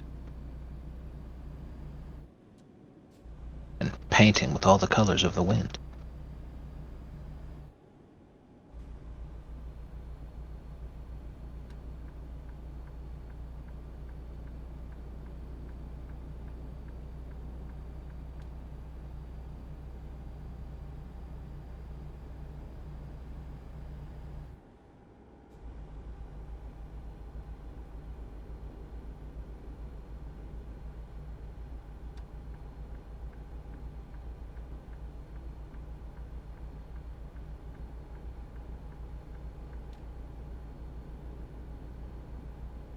Idiot.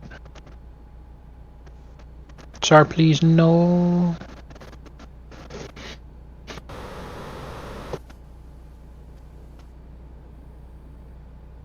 I will not get it. A $2 toll. What are you gonna do with that fucking $2, huh?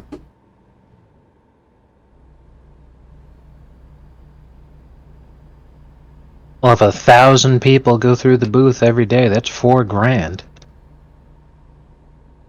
I guess.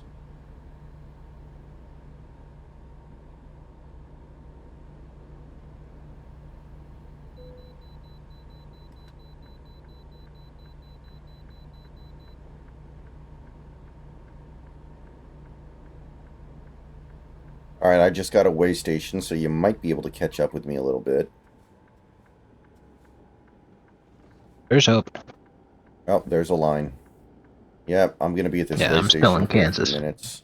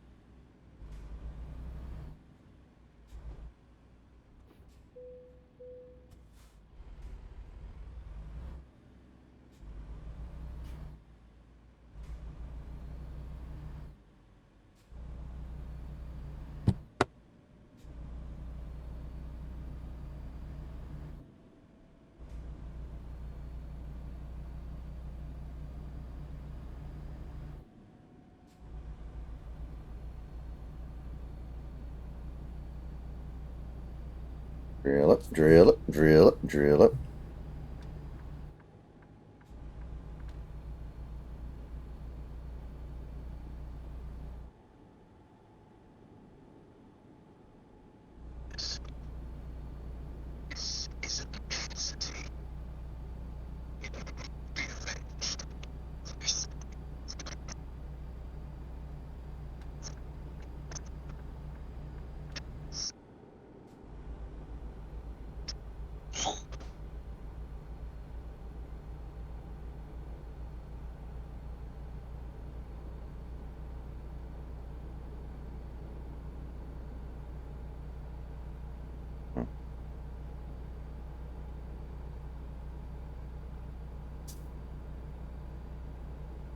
I would just stare at the packaging.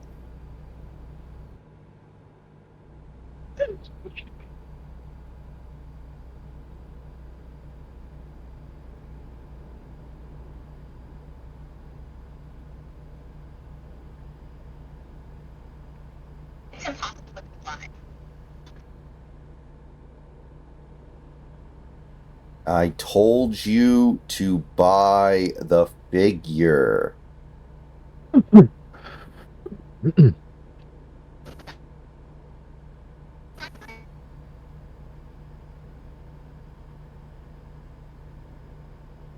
Children may still. Well, yeah, you know what you could always do, lady, is they could get rid of the books that are filled with smut.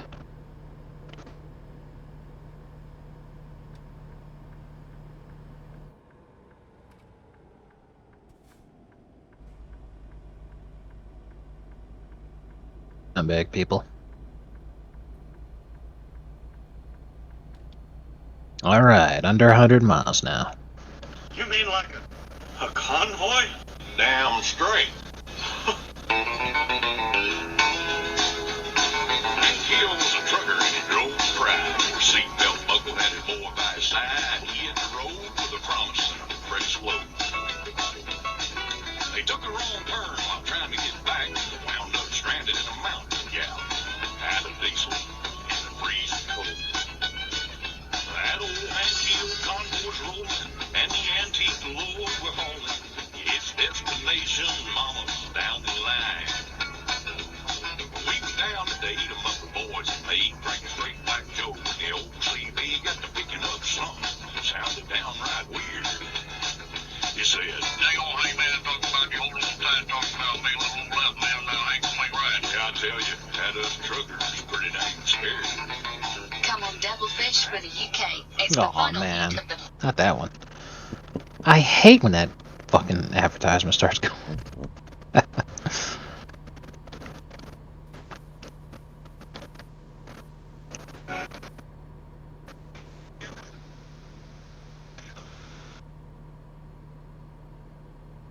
I'm the only one who can peg Shinji.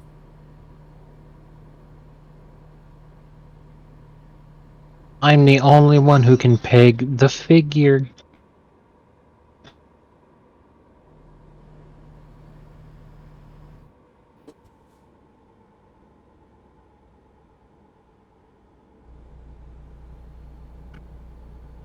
So I say to the trooper, "Wave me now."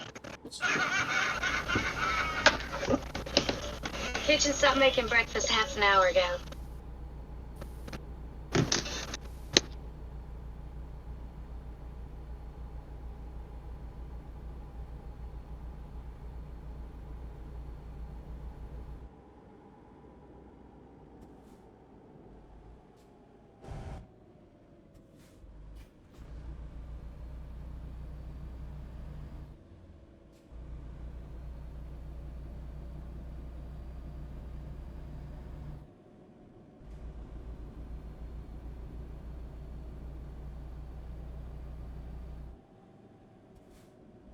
Now, can you smell the failure?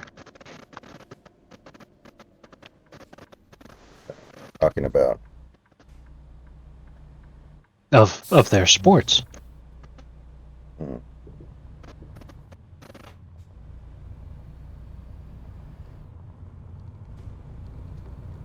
Oh, okay. Yeah. Go Sooners! Do do do do. Whoa!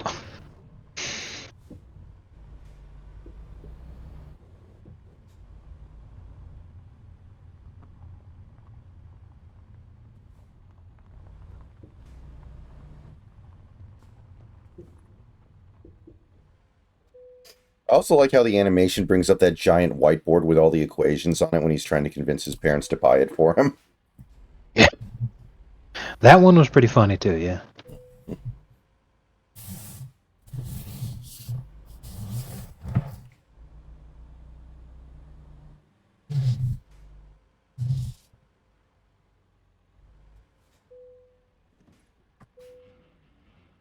Ah, yeah, baby.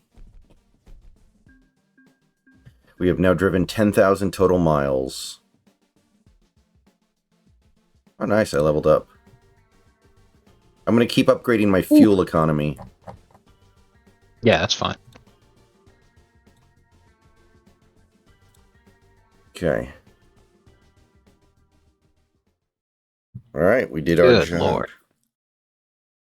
We did the needful. Oklahoma City discovered. Here, have a ton of lag.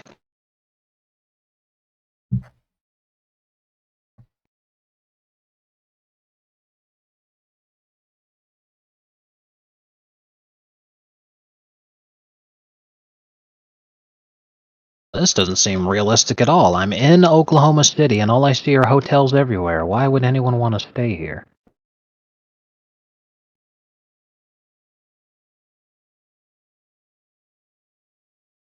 Her?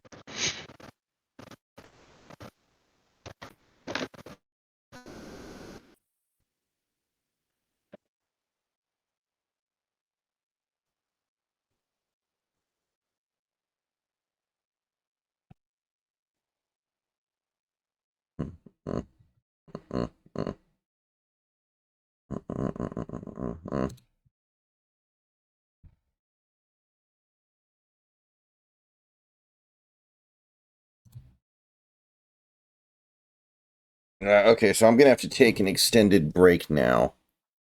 Once we finish. Yeah, I know the once you get feeling. home. I'm gonna do the exact same thing.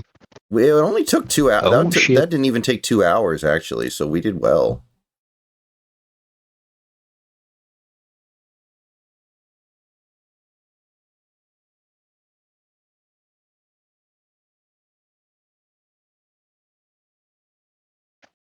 Yeah.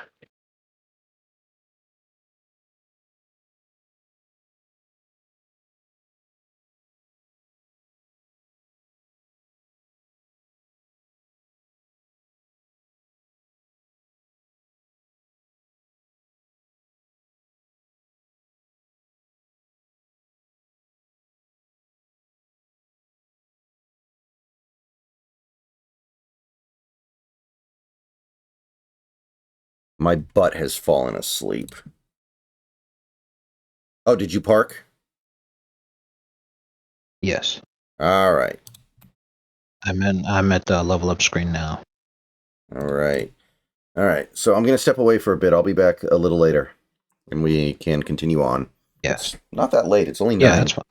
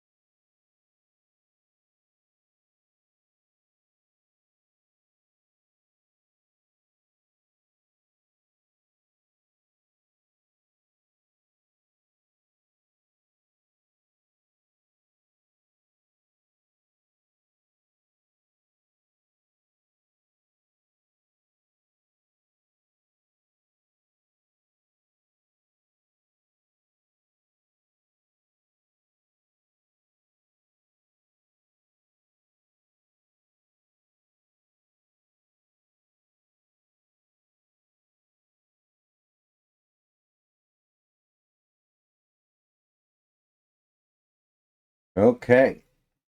I am back.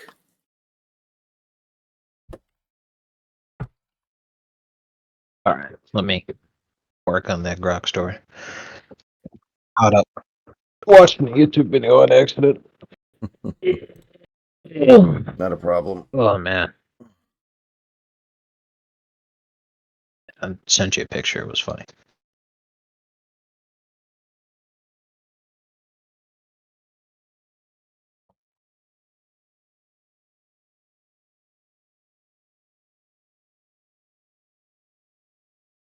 Yeah, I saw that. That's good.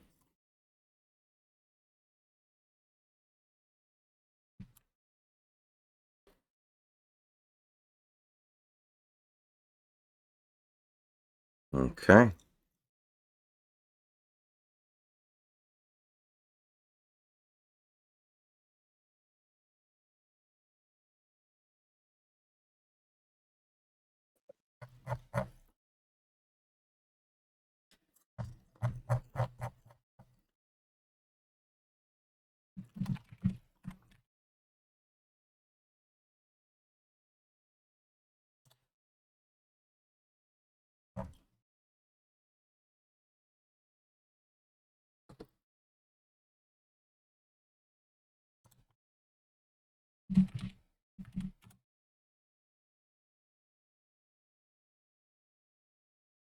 Yeah.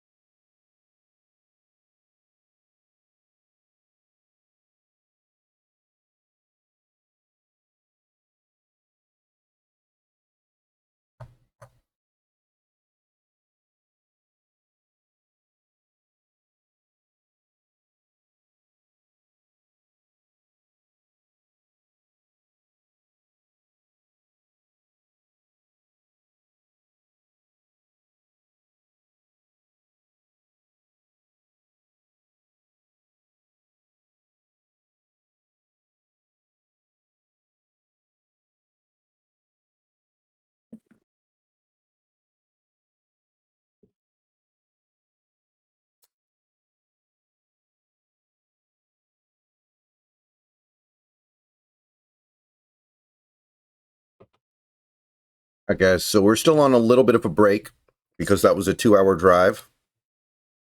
And I think in real life, if you drive almost 2,000 miles across the country, you should probably take a little bit of a break.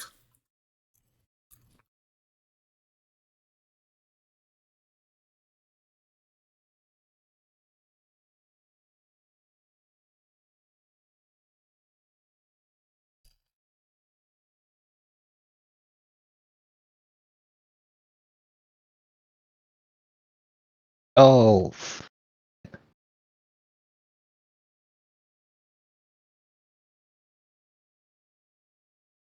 What's wrong? well, Grok decided to ruin my prompt. He's like, no, that's offensive. Many such cases. For real.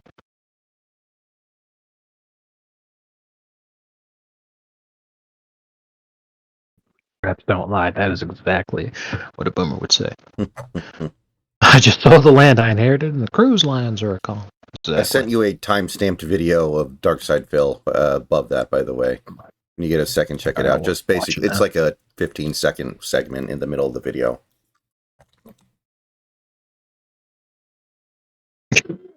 Oh my god! Oh man, that was funny. His playthroughs used to be like that nonstop. Every time there's an Asian on screen, he just does that. That's awesome. Like when he was playing Sleeping Dogs, the whole playthrough was just nonstop ching chong. That is so funny. Hey, Moto Kyle, how you doing?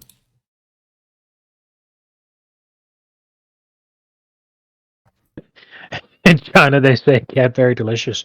What the fuck?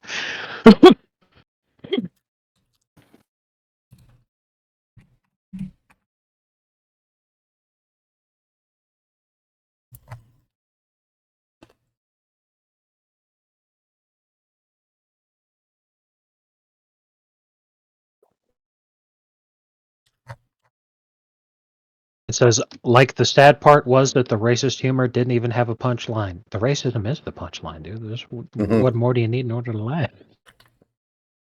Based. All right, let me see here. Did I get it working?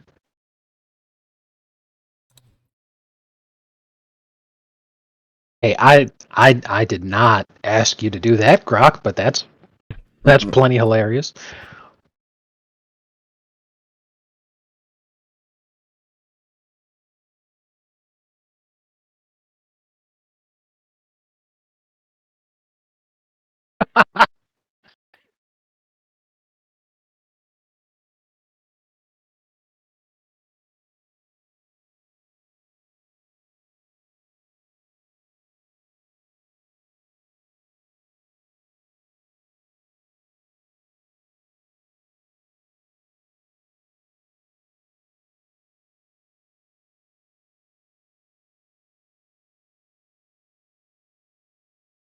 I'm just gonna clip out the retarded shit. That actually, you know what? I'll keep it in there because that's funny too. Grok decided to end with notes. This script includes offensive language and a whole bunch of other shit. It's just dumb as shit. Yeah.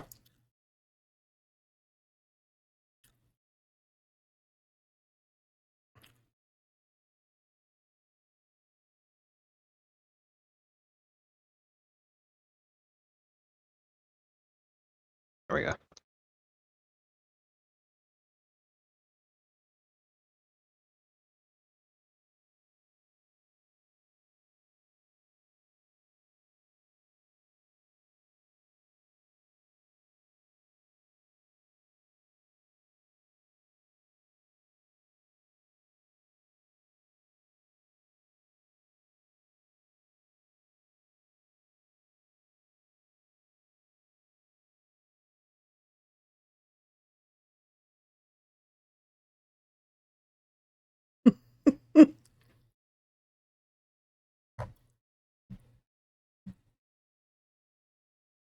What did you ask it to do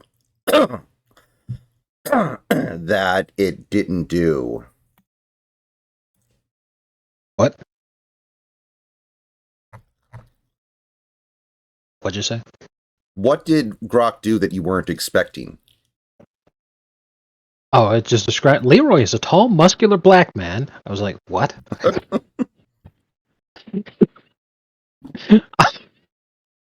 My prompt was let's see here. Nerve's new employee, a black man named Leroy. That was it.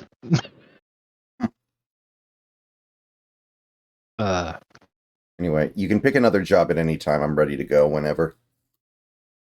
Yeah.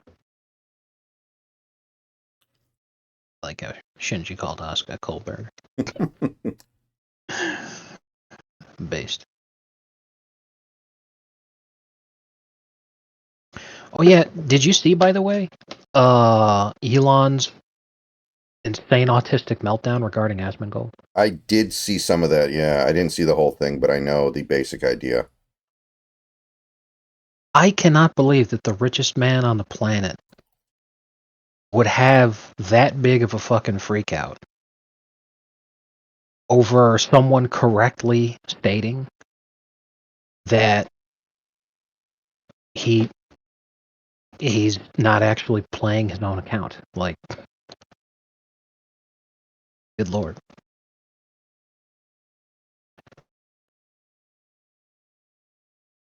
I can't believe that he fucking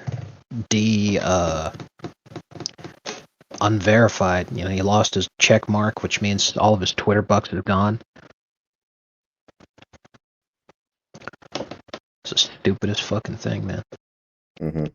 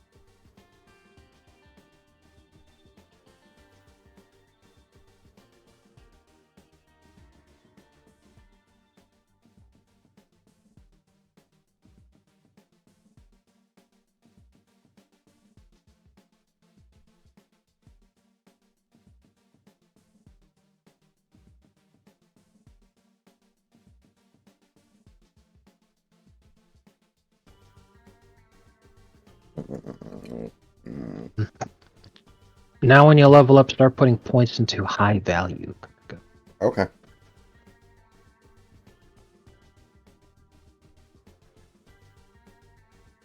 And after we complete this job, he just passed over 300 grand. So I'm like, I think I want to get my own truck now.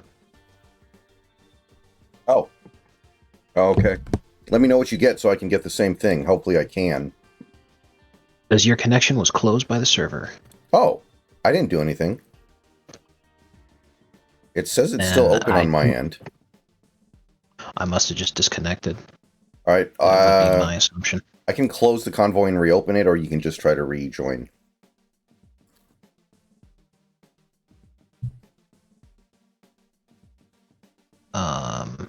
I don't know what's going on with my game.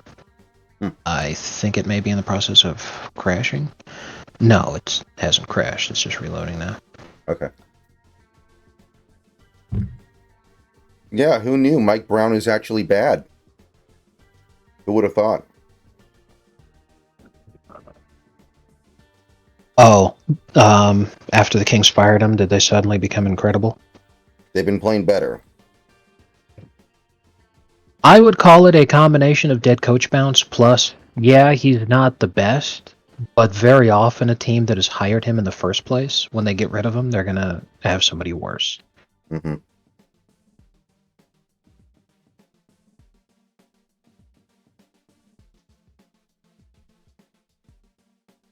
Okay, so I still have that job active, and I think you do also. No, I have NA on my job. You never got the chance to join. My job's still active. What's the abandon fee? 12K. Yeah, sure, whatever.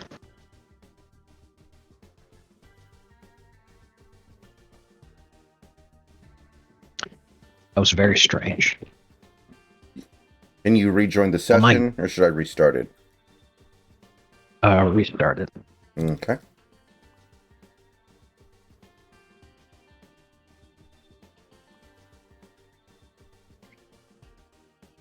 Okay.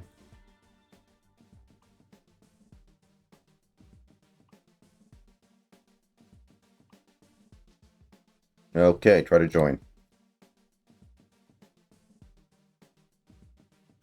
Well, that game's still loading. I'll get to it when I can.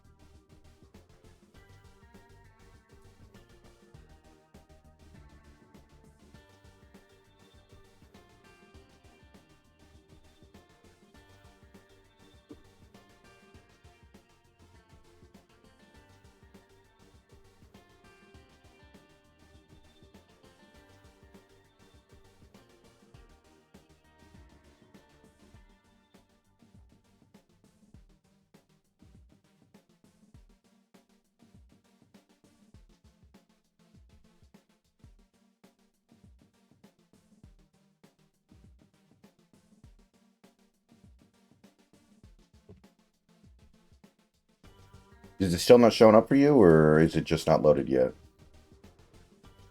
When I kept trying to join, Oh, okay, there we it go. was, I see you. yeah, it took me a minute to realize that it was displaying the one that you'd closed. Hmm. and I had to refresh. Okay. Did you like how Oscar was so drunk that she completely fucked up the comeback, but it was still hilarious enough to cause him to disintegrate? You mean Masato was drunk? Yeah, sorry. Mm-hmm. All the same to me. Ching chong, ching, Charlie. Ching.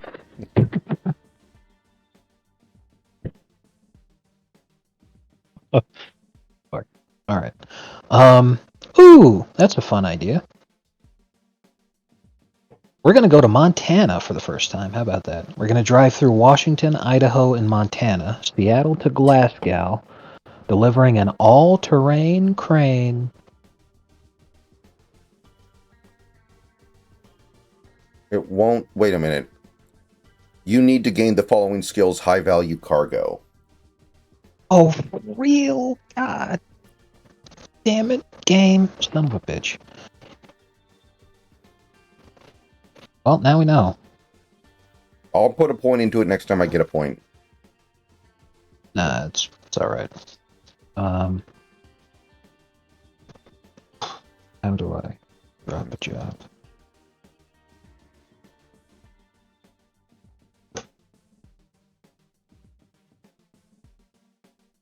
My bad. Not a problem. Well, then I guess I'll put a pin in that one for now.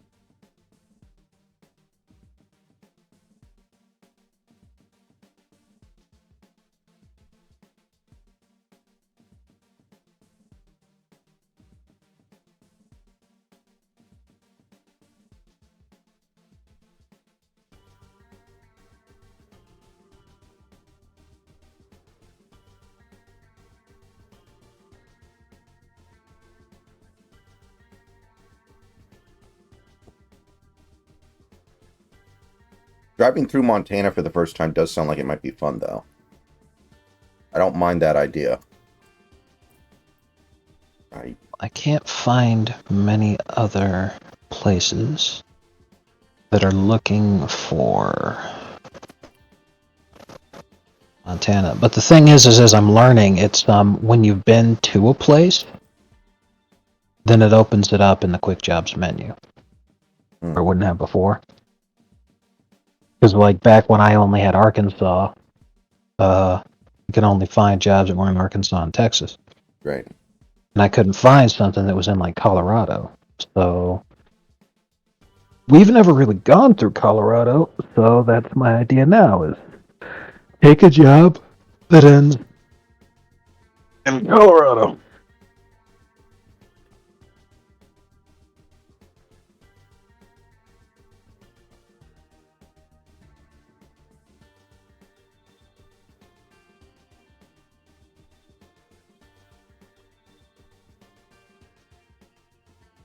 Big trailer full of propane.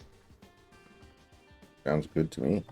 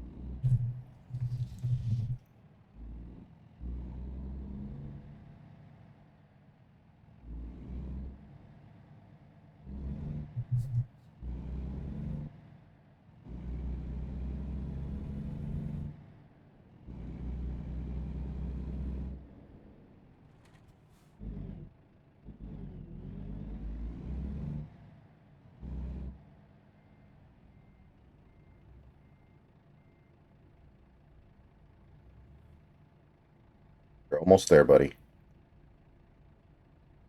Come on. Come on.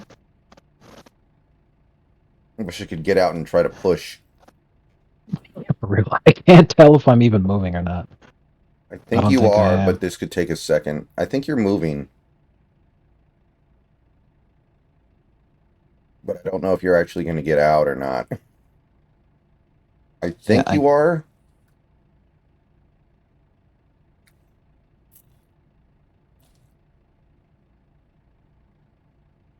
Mm. Okay, come God, on. this is the stupidest fucking thing. You're almost there. Okay, I got the first set of tires past it.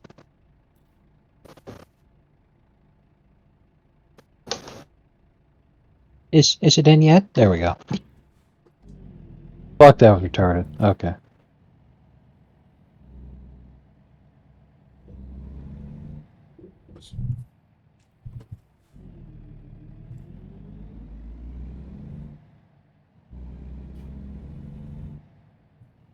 The lesson we learned here today is take turns even wider than you think you need to. Mm-hmm.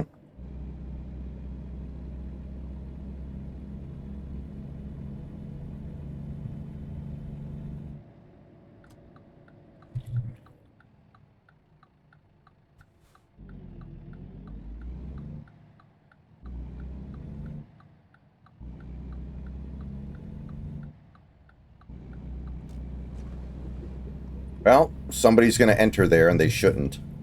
Because I just knocked down the do not enter sign.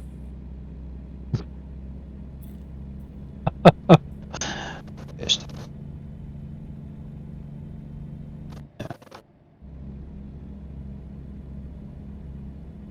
Yeah, I had mentally envisioned Leroy disintegrating like the one emoji disintegrating. Right? Yeah, I know which one you're talking You about. know, that's what I thought in my head.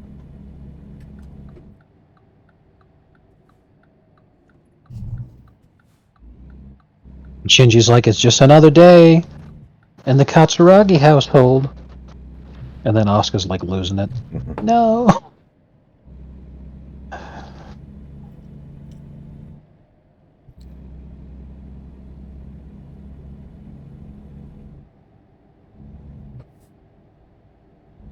And I already need gas. Let's go. Wow. They really fisted Yeah. you. I've got a third of a tank. Yeah, me too. I wonder if we can get there on this, though. Let's see. Depends on how big the actual tank is. Yeah, we might, because I've got a sleeper, so maybe.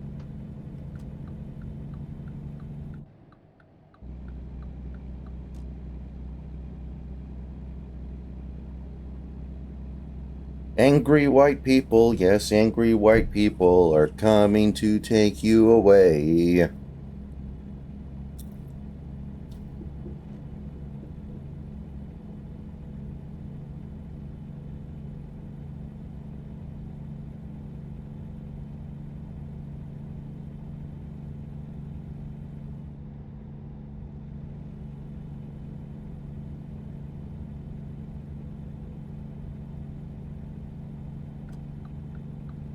AD. CD. E.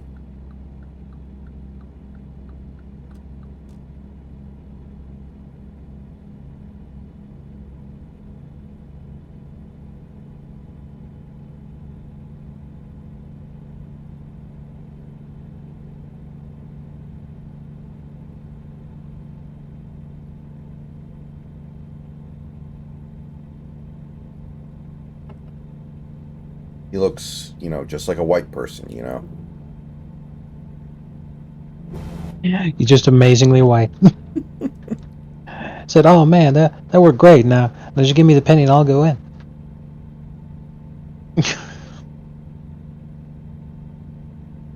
I like how he looks like Brock Sampson. Yeah, that was great.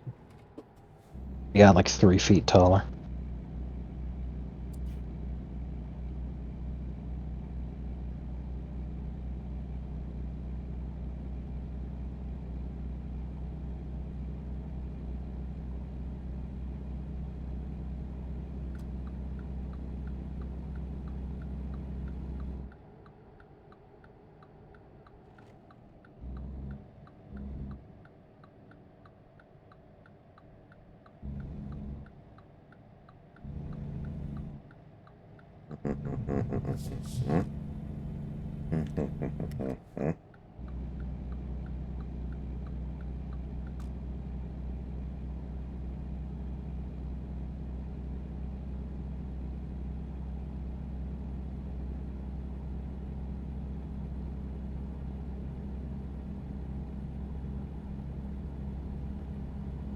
They actually did it. They announced the Switch 360.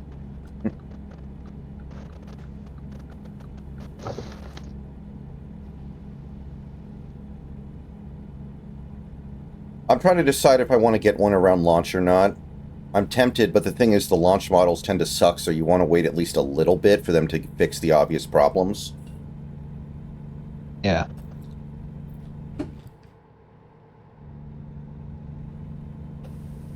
I hope it makes the original Switch cheaper. Nintendo typically doesn't lower their prices on anything, I gotta be honest. Damn. Nintendo's a bunch of assholes. Fair enough. Yes.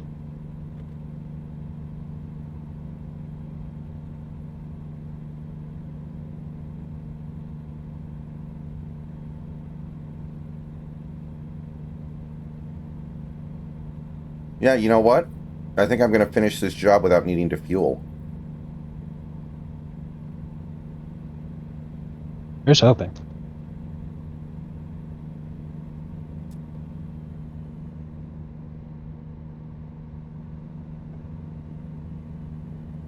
Yeah, big country. I imagined that they would want to finish America before they allow you to go into Canada or Mexico.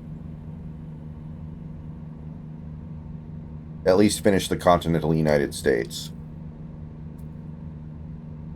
The only exception I could conceivably think of would be if they were adding Michigan and they were like, you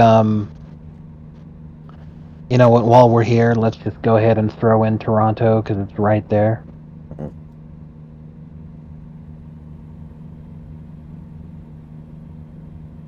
But I don't think they'd do that.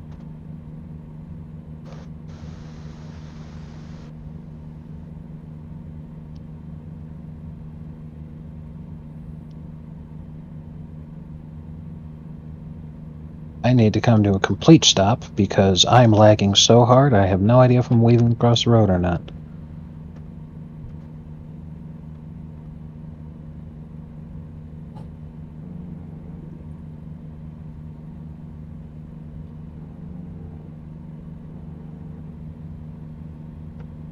Governor.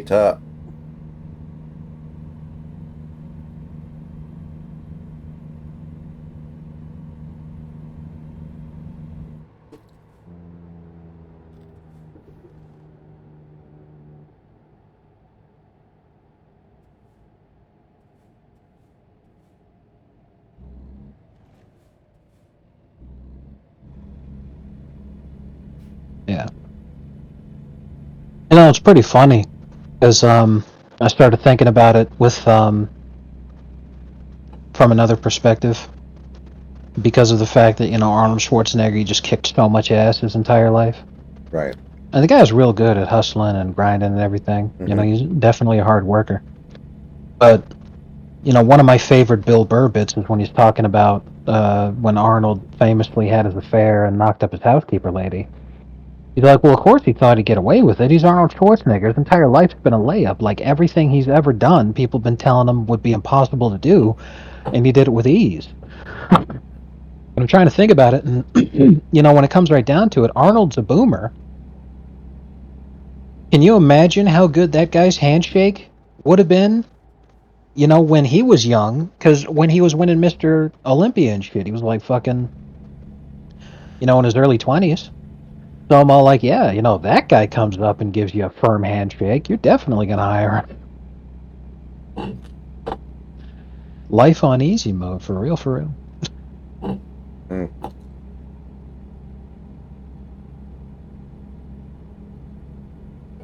Have you ever seen Junior? Yeah, I've seen the pictures of his kid. And the one that he had with his housekeeper. No, the movie called Junior with Arnold in it. Oh, no. Okay, that's the movie where he's a male who gets pregnant. Ugh. Damn, he really didn't turn down anything, did he? I guess. No, it's the first time I'm hearing of it. First time I'm hearing of it. So what did he do? Did he pass the child like a kidney stone? I can't remember the exact details, but I was reading about it a little bit early. Well, I was reading about it a little bit earlier today. It's directed by the same guy who directed Twins, and it was considered like a, another Arnold comedy, right? Yeah. And it didn't go over so well. Well, yeah. Mm-hmm. The whole joke is that he passes the child like a kidney stone, and at the end of it, his wiener looks like when Bugs Bunny would defeat Elmer Fudd by putting a rock in his shotgun.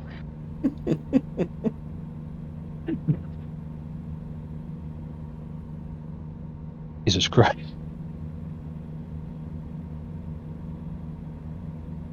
Oh, man. Pitching a movie like when Cumtown was doing a Paul Verhoeven shtick. It's RoboCop, except he's a black, and they replaced his head with a boombox. Did Arnold grow up poor? I think he grew up in fairly normal circumstances, but it's like post-war Austria, so your mileage may vary, kind of a thing. But I don't think poor would have been an accurate way to describe him. I think it would have been average. Yeah, because that would certainly justify why he never turned down a paycheck.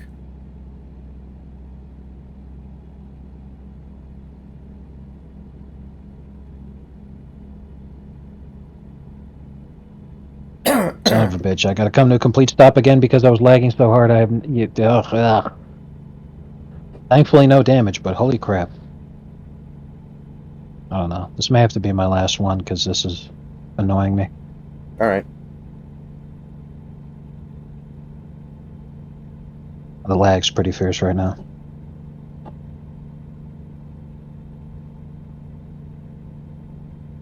Yeah, he was born in 1947, so definitely immediate post-war Austria.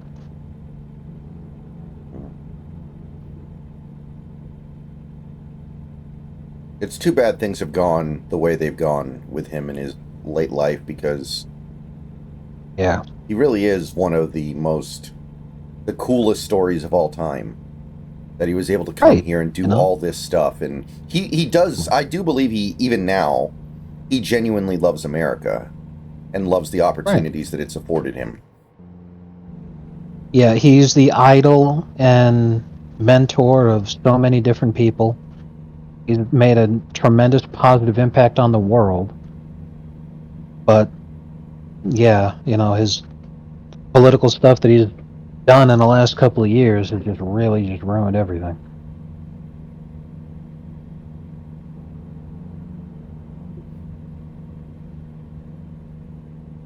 His father, Gustav, was the local chief of police. After the Anschluss in 1938, joined the Nazi Party, and in 1939, the SA. Jesus Christ, I'm lagging so hard. Oh shit, I'm starting to see it too. Oh shit. Oh my god. There's chaos happening on this map right now. We're all going to die. Yeah, evidently. World War II, Gustav served as a military policeman in the invasions of Poland, France, Soviet Union, including siege of Leningrad, rising to title of Hauptfeldwebel. It's not terrible. It's like staff sergeant, kind of. Yeah. Wounded in Battle of Stalingrad, which was extremely fortunate, actually. Holy shit. Because if he wasn't wounded, he would have stayed. And if he stayed, they would have been surrounded, and at that point, everybody in the 6th Army that did manage to escape was either killed in battle or taken prisoner. Something like 80% of the guys that were taken prisoner never even made it to captivity camps before they fucking died, even before the end of the war. Then even more guys died in captivity. Oh, Arnold, that is really fortunate for him, man. Yeah. I mean, Discharged in 43 following a bout of malaria.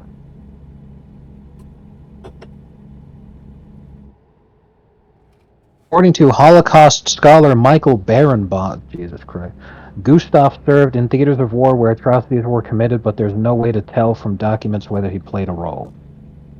Convenience. For the people who ran Hollywood, who loved that Arnold made them so much money.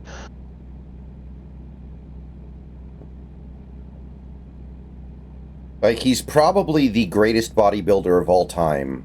I know that there are like two guys that won more Mr.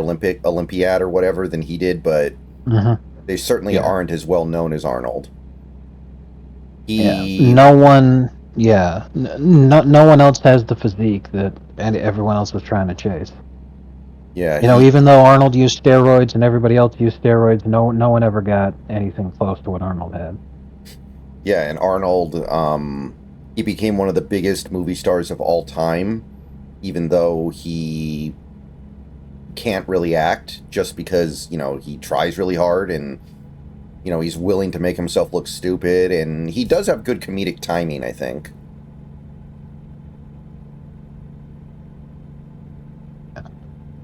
And then he became the most successful politician that he could become, because he literally cannot run for president.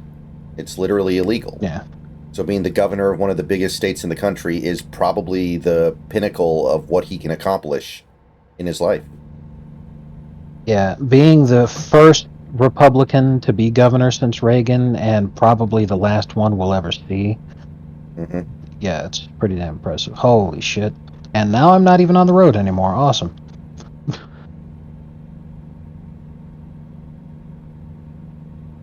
Yeah, it looks like I have just barely enough gas to get to the destination without having to fuel up.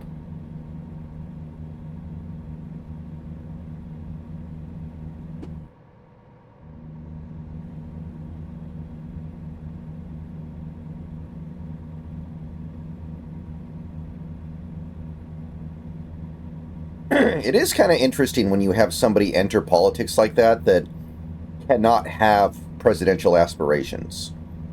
It feels like most people, when they get into politics, at least at some point have some aspiration that I'm going to work my way up to president. But Arnold's like an exception.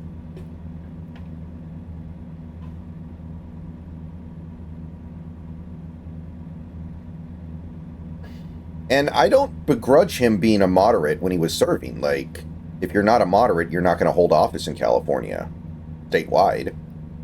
You do what you have to do.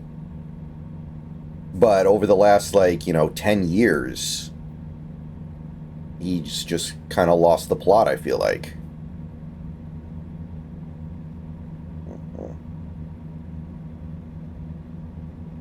You probably know this, but I guess he originally got rich because of real estate. He actually has, a business degree from the University of Wisconsin. And the money he made as a bodybuilder was not very much, but he invested it into real estate and actually became a millionaire initially because of that. No, I did know that, because I knew that he wasn't making a ton of money bodybuilding. But what I remember is that he was working in construction. Initially, yeah. I didn't know that he made money in real estate. That's surprising. Yeah. But, I'm reading his early life, and they're saying that money was a problem. He has fond memories of the first time his family bought a refrigerator. But a couple of things here is, number one, again, this is a kid growing up, he was a child in the 50s, because he was born in 47. So, when he has childhood memories, he's thinking about the 50s. And the second thing is, again, this is immediate post-war Austria. He's not struggling any more than other people. Especially considering, his dad served with honor and was, he did just the same thing that everybody else did. You know, there was nothing really there that was holding him back. If anything, he should count himself lucky. The Austrian city that he was from was very close to the Czechoslovakian border, and Czechoslovakia became a communist country, and the Russians occupied it. But Austria was occupied by the Western Allies. So he should count himself extremely fortunate that his dad had decided to settle, with on just the right side of the border there. That could have gone very poorly. Yeah, like when I worked at AT&T, there was one woman who was actually a little younger than me when I worked there, which was crazy because I was 21 when I worked there. She was 20, who was born and raised in Moldova, and she grew up poor, but it was Moldova. Everybody. Yeah. So it's probably something Yeah. similar to that. Man, I hope we can get there and finish soon. Because this is dreadful to lag. Yeah, I'm having some minor issues with it as well. That makes me think that it's server issues and not like on my end. Right. Because while I'm sure I'm having the worst of it, that's because I'm in your game. Right. And if you're having issues, then it's got to be the server.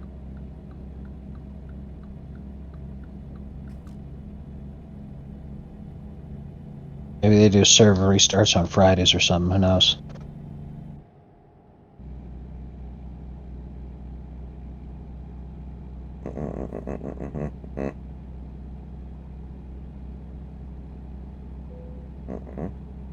Trouble's about, you'd best watch out for the Watchman.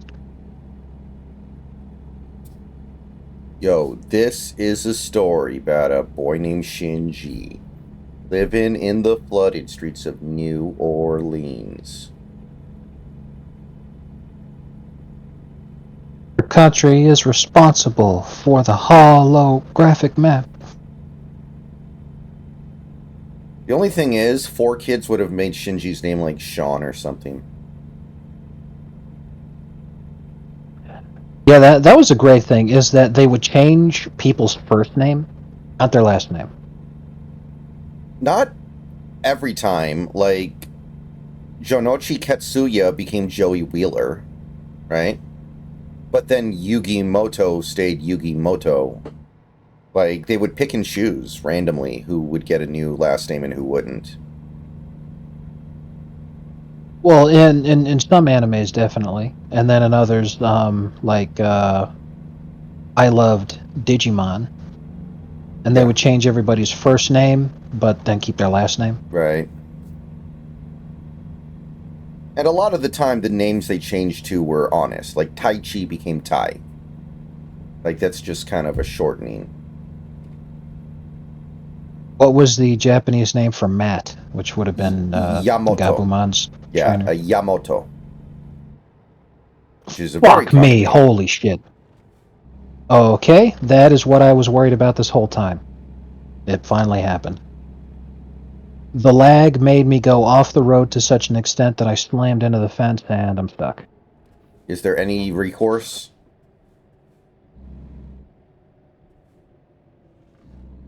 Yeah, I managed to wiggle myself out somehow, but that was... Oof. But yeah, Matt was Yamoto, which I think is a very common name over there.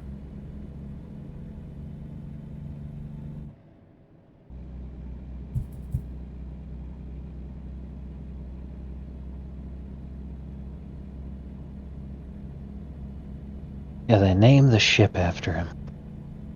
The Yamato.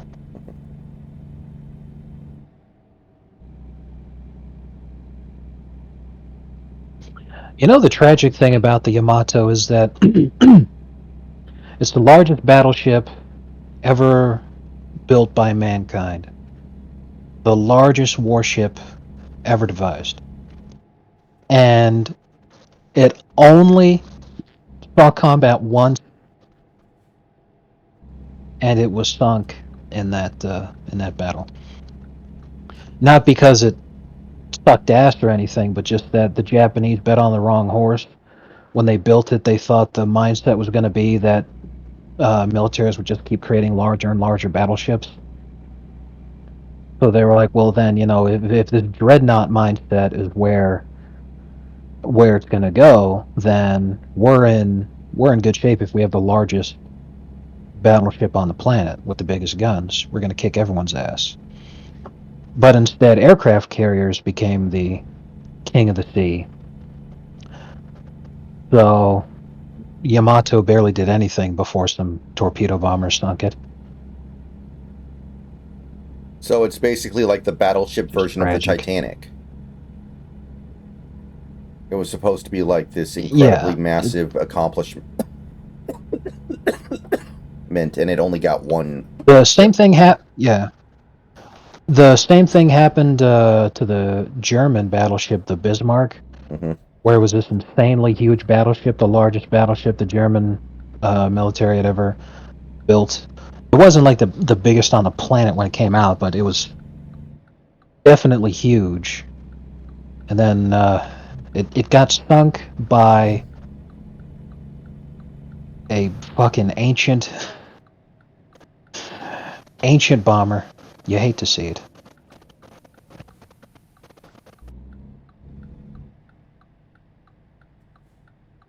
King of the road. That's just how things go, sadly.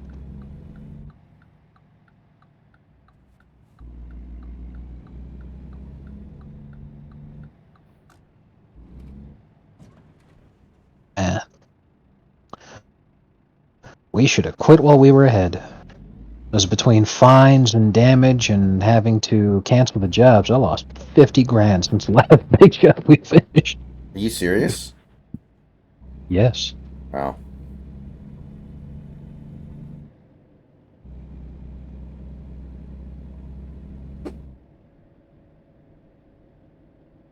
Yeah, I got you a box of garbage bags and a book on SIDS. Yay. It's just what I always wanted.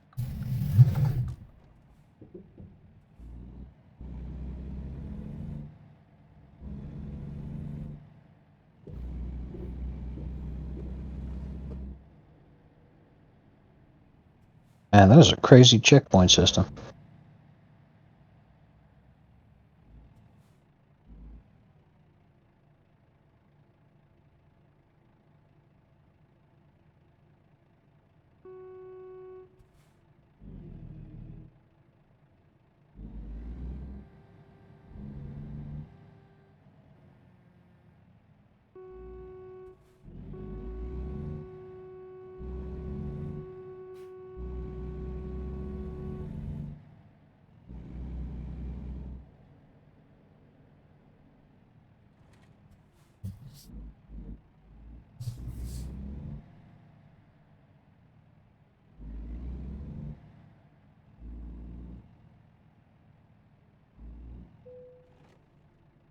Yeah, I don't even feel like parking. I know the feeling. All right, I never had to stop for fuel or to rest. Or to redeem. SAR.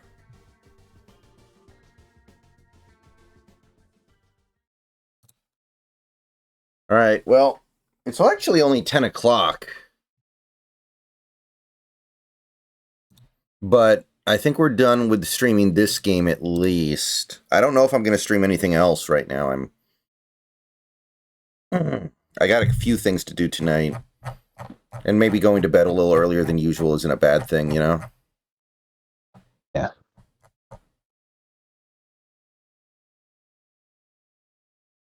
Oh, wow. Wow. Oh, dude.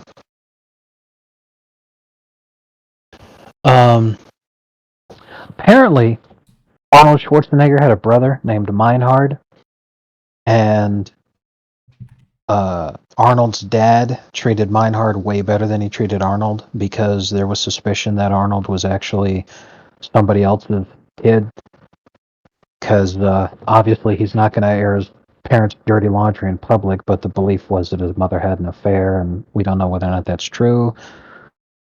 But his brother Meinhard died in a car crash in 1971, Mm-hmm. and Schwarzenegger didn't even go to his funeral. No. He didn't go to his brother's funeral, and he didn't go to his father's funeral, but he stayed in contact with his... Basically, like, he hated his family except for his mom. Mm. But when you listen to him talk, he's all like, yeah, I guess people could call it child abuse, but at the same time, you know, the extent of it was just like, you know, he did the exact same thing to me that everybody else's parents did. And post-war Austria in German culture, you know, if you were a bad kid, you'd get hit with a belt. But I'm like, yeah, dude, that's not child abuse. It's just what fucking everybody does. By and large, You know, yeah. but it was the whole thing of like he felt like his father treated his brother better because of the concern over. And if no one knows whether or not his mother actually had an affair, and if that was really his biological dad and brother or not, and then he doesn't go to their funerals when they die, Makes sense. that's a lot.